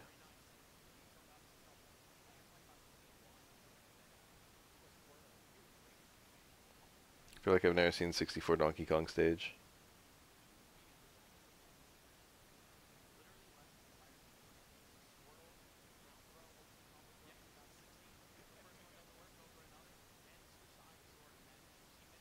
I can't picture a lot of 64 stages in this game.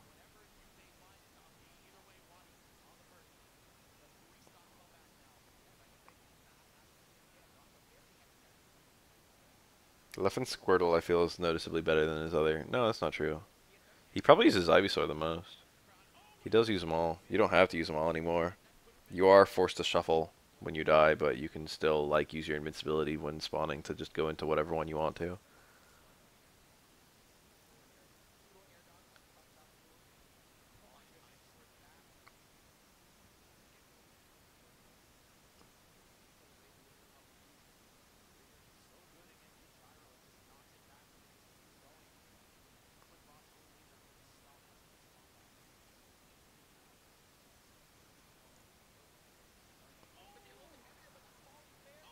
That killed. Took a really long time to kill.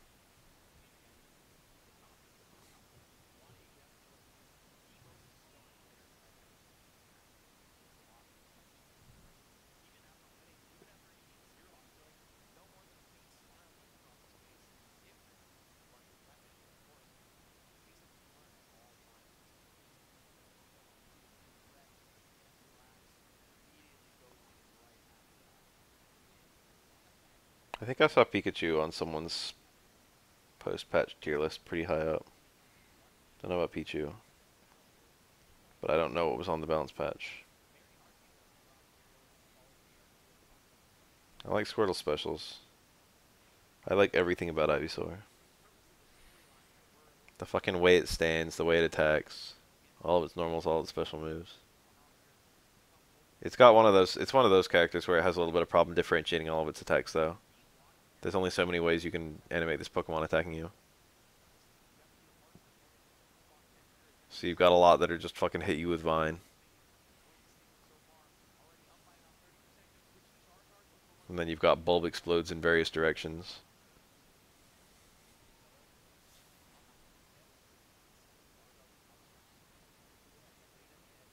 It's a problem I have with all fucking non-human characters. Seismic Toss. There's a fight in the anime where, I think it's like Ash's Charizard versus fucking Gary's Golem or something. And it's a decently long little fight, but I think Ash's Charizard only hits the Golem with like a Seismic Toss and nothing else, and that beats it. And I remember everyone watching that scene and being like, oh, so the Golem had like fucking less than 100 HP, huh?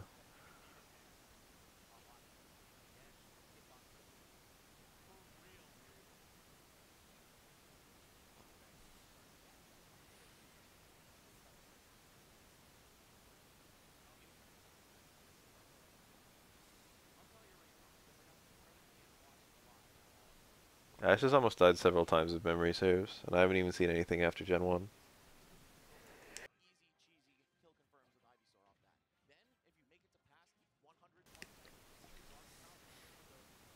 I've heard Pokemon is generally better now than it used to be, but I find it very, very juvenile, and I especially did back then. And normally that doesn't really bother me, but there are certain things about it that are just really silly. I don't like Pokemon saying their own name, and that's been true since the very beginning. That just pisses me off. It's so stupid. It's so stupid, and it's so fucking predominant in the whole series.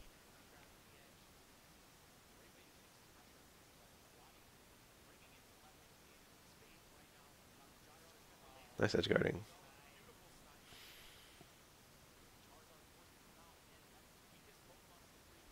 Literally, that's how that's it when I'm watching it. That's how it is. And it's so fucking irritating. I also just don't like Ash. I feel like Ash is a shit trainer. He pisses me off with how inefficient he is. I don't want a realistic protagonist. It's fucking shonen. Give me the guy who actually ends up being the best. Through the power of fucking friendship.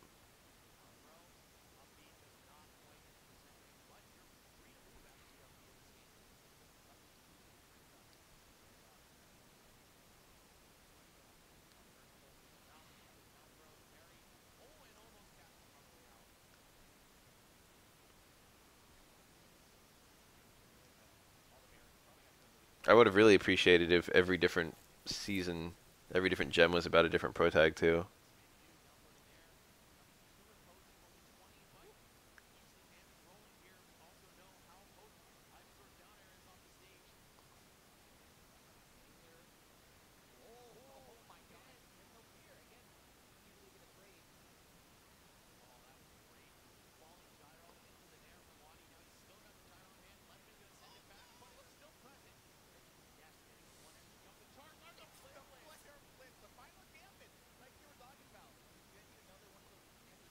That fucking percentage is so goddamn high. Oh, Charizard's heavy, but not heavy enough.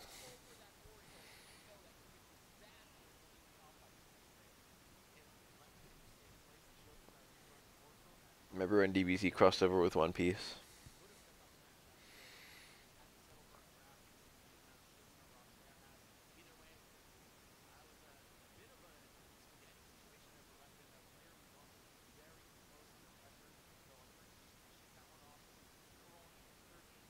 Damn, that's some cheap bullshit.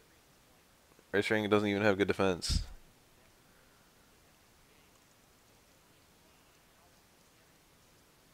That being said, an Ursaring being burned is usually really good for the Ursaring, since it has quick feet and guts. I don't know if that was in the fucking show.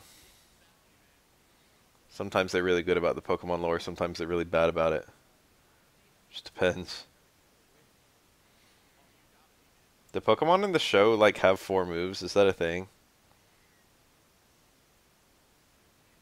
Do they care about that? I feel like if they're gonna go for an actual Pokemon show and they don't have to play by that, that's normally just like a game balance thing. There's no reason you can't just use fucking Thunder Shock and Thunderbolt and Thunder and fucking Quick Attack and Agility and whatever. Iron Tail.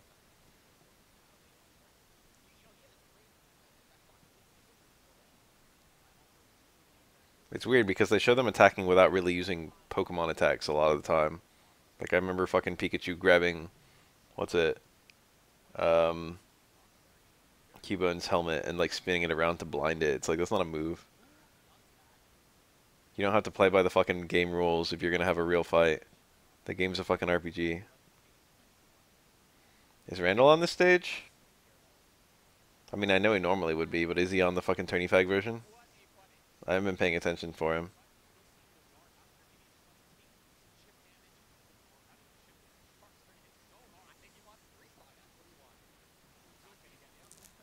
No Randall.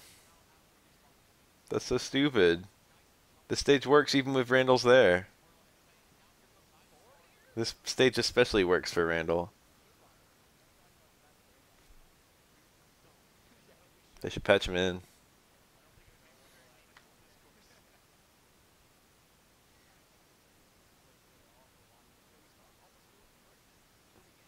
It's tricky. He's got no hitbox on his fucking up B, so you've got to be all careful, but it lasts for ages. Randall's not a hazard. He's both players' friend. Ooh, that went so far. Randall's always there with the saves. He's like the opposite of a hazard.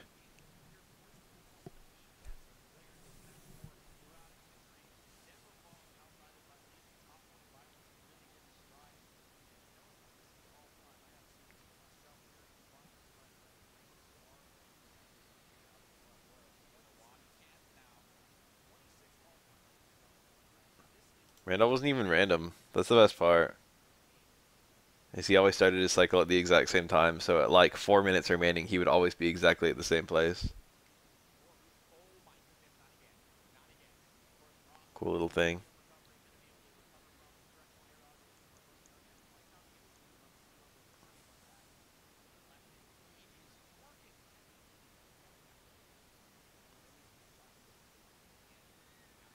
I feel like I can name at least several that are prettier than Leffen, but he's definitely up there. And I can't think of one off the top of my head, so maybe he is the prettiest.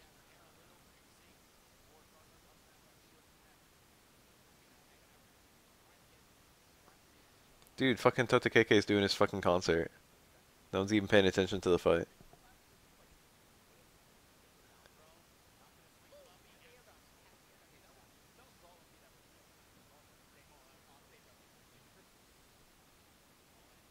Or KK Slider, excuse me. Totakeke is the guy. KK Slider is the dog.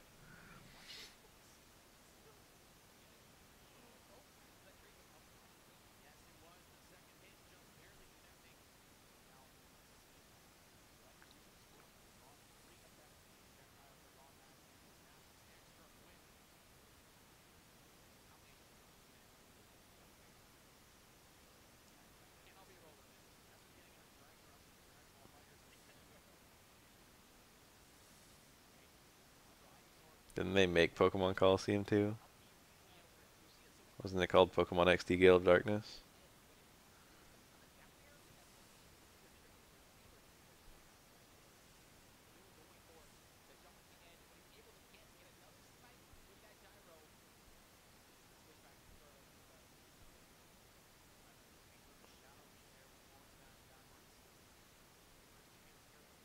When are they gonna make a Pokemon Snap too?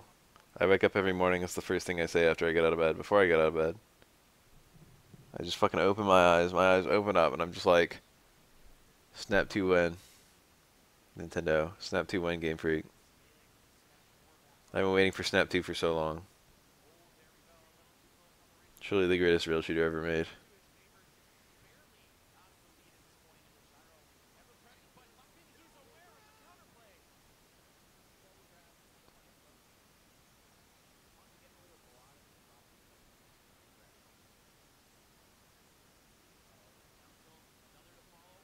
Oh my god.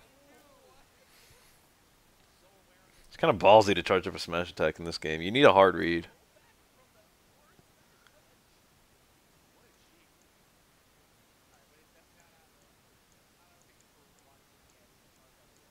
House of the Dead 2 is also great.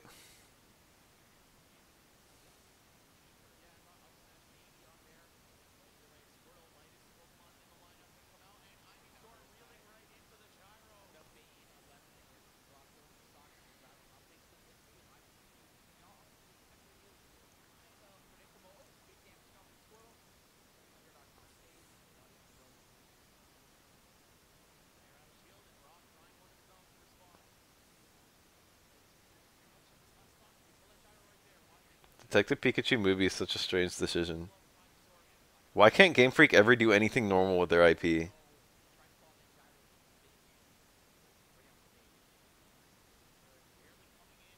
Why is it always gotta be something weird? I know at least one person on the fucking drawing board for Detective Pikachu game was like, let's make a fucking Pokemon Puzzle League movie. Or the Detective Pikachu movie, rather. Someone on that fucking table was like, how about a movie for Pokemon Ranger? Little do they know they should have made the movie based on Pokemon Mystery Dungeon. And anyone could have told them that. Literally everyone knew. Except fucking Game Freak themselves.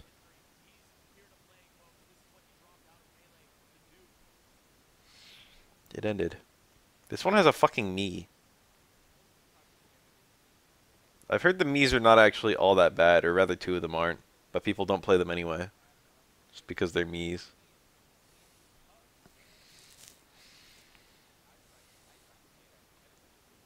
Snap 2 definitely doesn't need to be on rails to be a good game. They could just give me a park and a camera. And I can just go and find the Pokemon myself.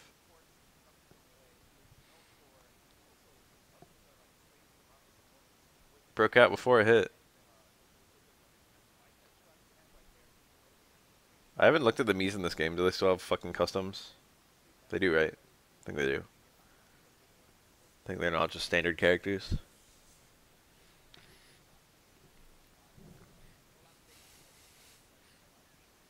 Customs are gone, right? But they're like part of the Mii.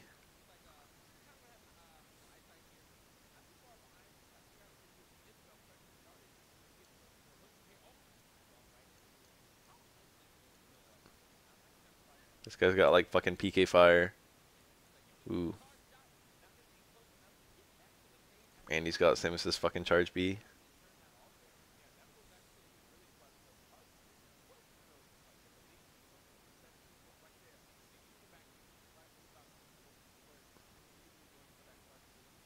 He's got the up B where he shoots down below him. I don't know if they're all like that. I don't know what they're all like.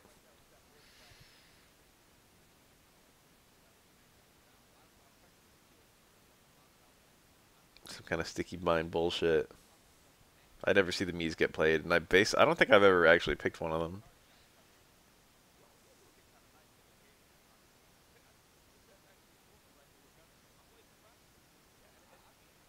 I don't think the Miis could have been designed much better than they were. They're definitely very cool. But whenever I see like a customized character like this in a fighting game, I'm just like,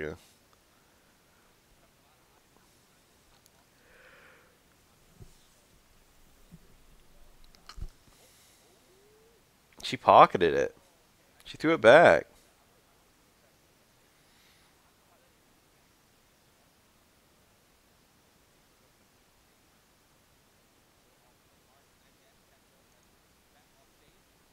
I don't know what the fucking think about that.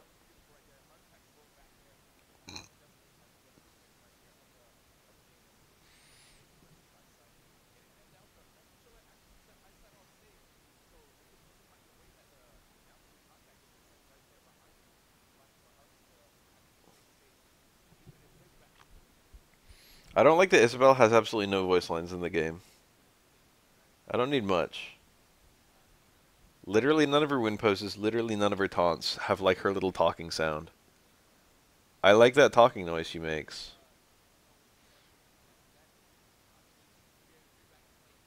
Are they trying to pretend she can't fucking speak English? Whoa.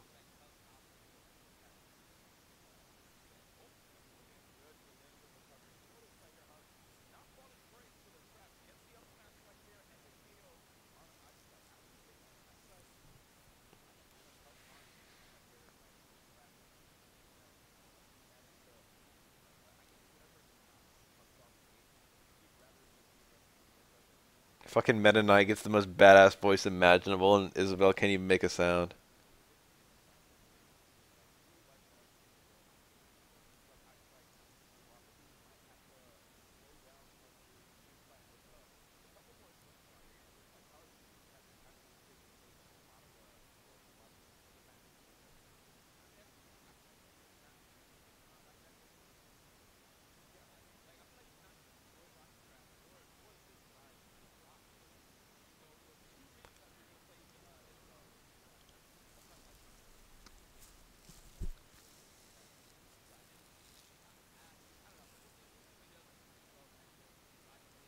I guess Meta Knight talks.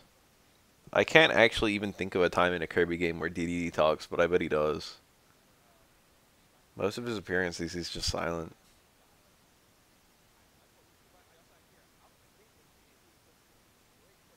Remember Kirby talking in Kirby's Avalanche, and he's like a fucking mega dick? I always knew. Kirby's a baby. He has no sense of morality. Okay, that's a bit strong. He's a childish sense of morality.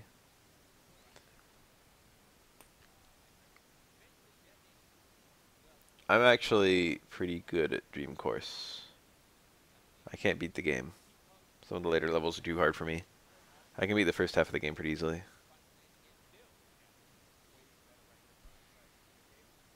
But a lot of levels I don't know like the optimal path to get fucking to not game over. Isabel and fucking Villager have such nice recovery.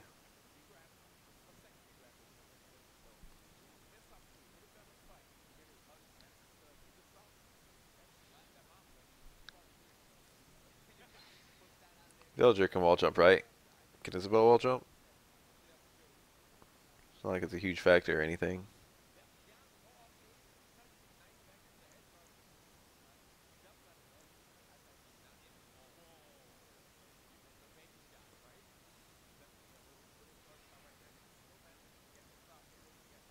I've been thinking about that. I've been having some inklings to fucking play games I've already played. And it's tricky. I mean, I've done that before. I almost sat down here today to play some fucking Prince of Persia on DOS. But even the other Prince of Persias have been kind of meaning to replay. For whatever reason, my fucking Prince of Persia Two Thrones has like weirdly high views. It's a fucking mystery. I have like the most viewed Let's Play of that game of any person. What did I do to deserve that? I did the other two games. I guess no one had ever done a good Let's Play of that game, but I won't even think a lot of the people who watch it aren't like fans of mine and they just see that and they don't like it and that's it.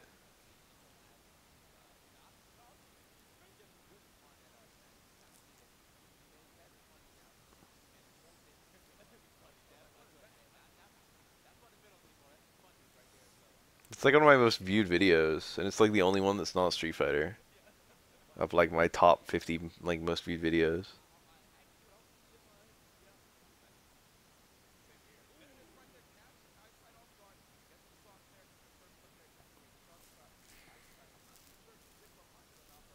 You get turned into a sand wraith by a weird fucking chain and lots of sand.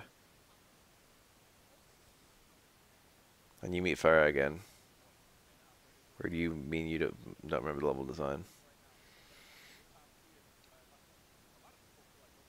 It does blend in a lot more with the others. I feel like it's a really nice balance between the other two. Warrior Within is the edgy one. Uh, Two Thrones is a lot less edgy, but pays homage. So you say that to the edge. It acknowledges the edge with the Dark Prince, but it definitely takes the edge back to normal. It's like still an M-rated game, but it's like it doesn't try to be an M-rated game the way that Warrior Within did, which was like, hey, I'm M-rated, bitch.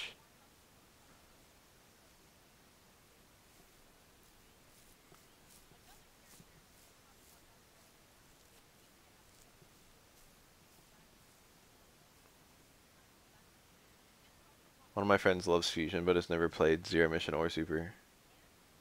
I didn't even know he hadn't played Super until recently. How are you gonna play Fusion and not Super? You won't even know what the fucking animals are.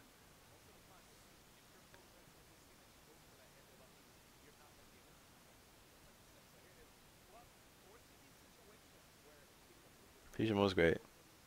Warrior Within is arguably the best of the trilogy. At the very least, it has the most replay value. If I'm gonna call a single game the most complete, it's definitely Sands of Time. But gameplay-wise, I suppose that one's probably the worst. The combat is very stupid. The platforming's about the same for all three. It gradually gets a little bit better, I guess. Storyline perspective, Two Thrones is, Sands of Time is really tight. Provides a really nice gameplay, game experience. Yeah, Prince of Persia 3D is the forgotten one. It was on Dreamcast as Arabian Nights and PC. Prince of Persia 2 ends on a sort of cliffhanger. But the sequel wasn't made for fucking ages.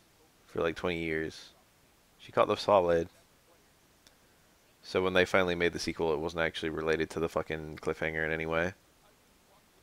And then Sands of Time is probably a new universe of some variety.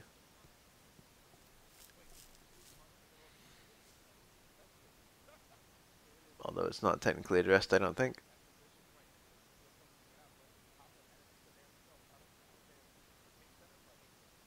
I never did Forgotten Sands, which is actually a game in the fucking Sands of Time trilogy.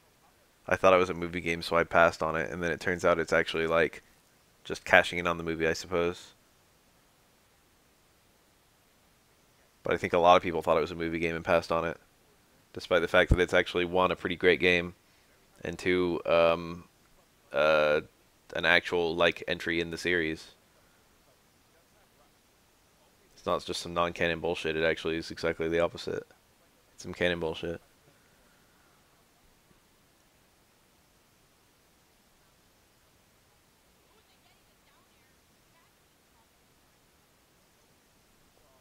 There's also some really weird Prince of Persia games on handheld. Sands of Time had a Game Boy Advance port, which is pretty interesting, but also pretty weird. Um,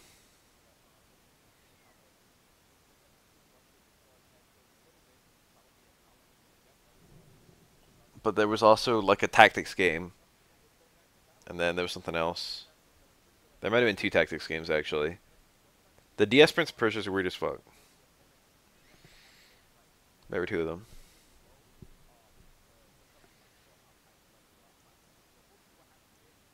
I didn't even see the movie yet. It's been on my to-do list since fucking it came out. I'd like Beth watch that movie sometime.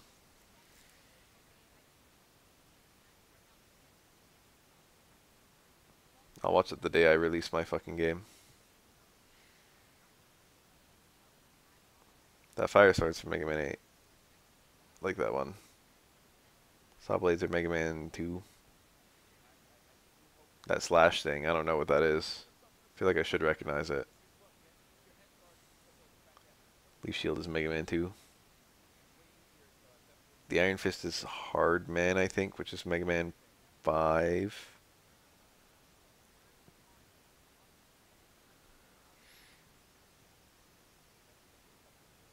I just want to look. Alright, I'm looking. 294K.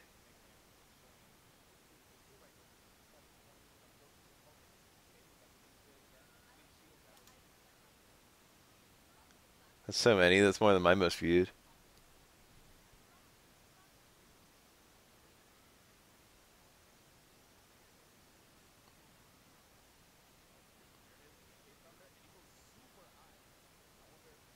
Peter, you can only play Peter online if you're playing against someone who has the same configuration of replacing one of the characters with Peter, or else you're gonna get a desync immediately, like before you can even get the game going.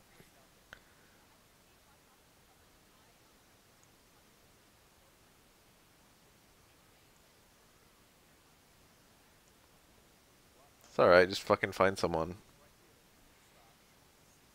How was there a Mega Man villain named Hardman? You should watch the video if you haven't seen it. Peter is actually a lot more hilarious than people realize. You'll see immediately why it's hilarious if you've never seen it.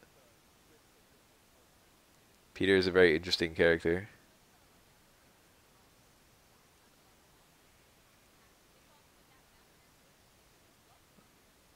I probably do have the best Peter in the whole world. My little claim to fame.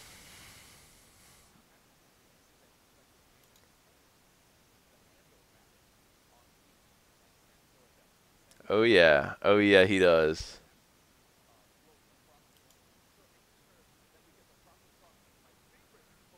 His intro is just taken from whatever character he's replacing, which I believe was Chun-Li.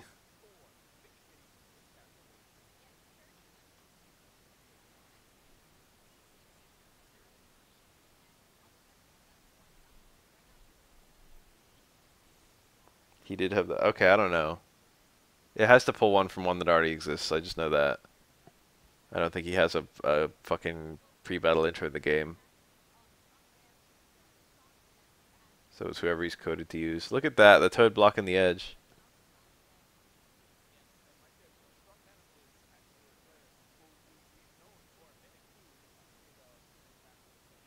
There's actually 2 videos I've uploaded of me playing Peter online.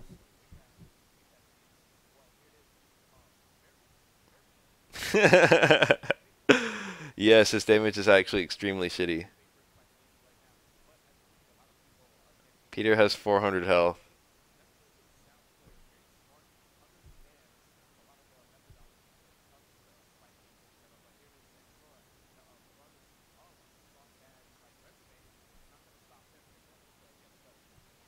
Also, he only has one special move and it's unsafe on hit.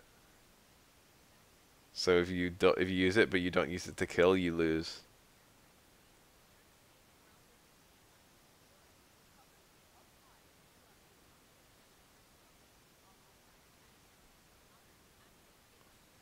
You can still pull beam swords, right?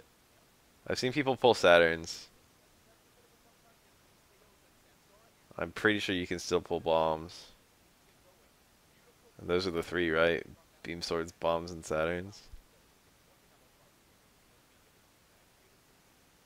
The grab is your best punish most of the time because every other thing you can do to punish the opponent, you're left punishable. But it's stupid because if you do stand strong into fucking baton swing, you can be punished on hit by stand strong into baton swing, which can then be punished by you by fucking stand strong into baton swing or something like that. So it's better to just punish stuff with grab where you won't get punished back. No, there's no V trigger. There's also no V reverse and there's also no V skill. Some of his normals are taken from Zangief. Some of them from other characters. I think a couple of them are unique.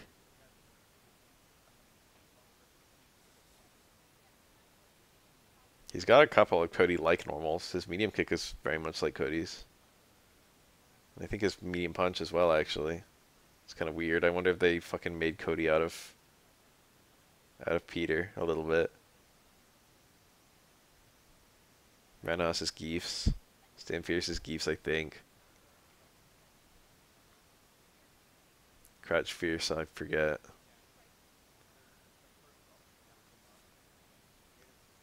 He only has one link, I think, right? And it's counter hit only. And it's like stand jab into crouch jab. Oh, night. Morning.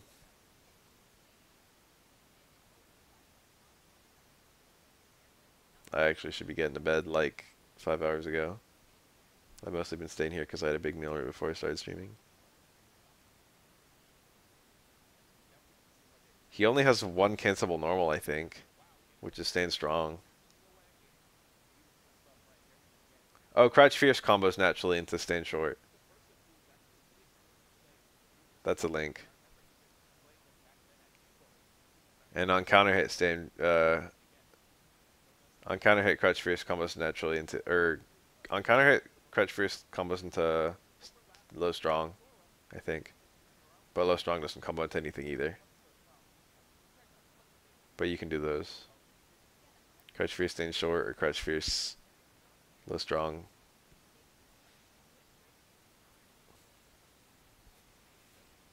With the same guy, Robert Bourne, I did a bunch of doll casuals too, which are also pretty good watch. Because the dolls they're definitely incomplete, but they're much more interesting. That was a Stitch face.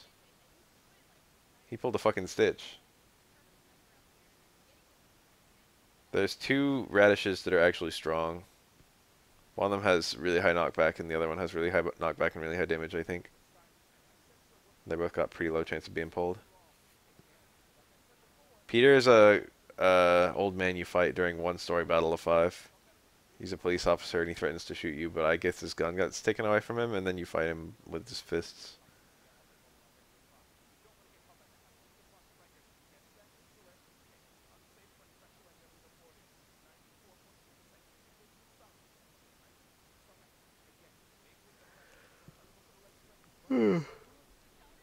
I'm expecting a phone call today, and I will absolutely 100% sleep through it, and then I will really regret that.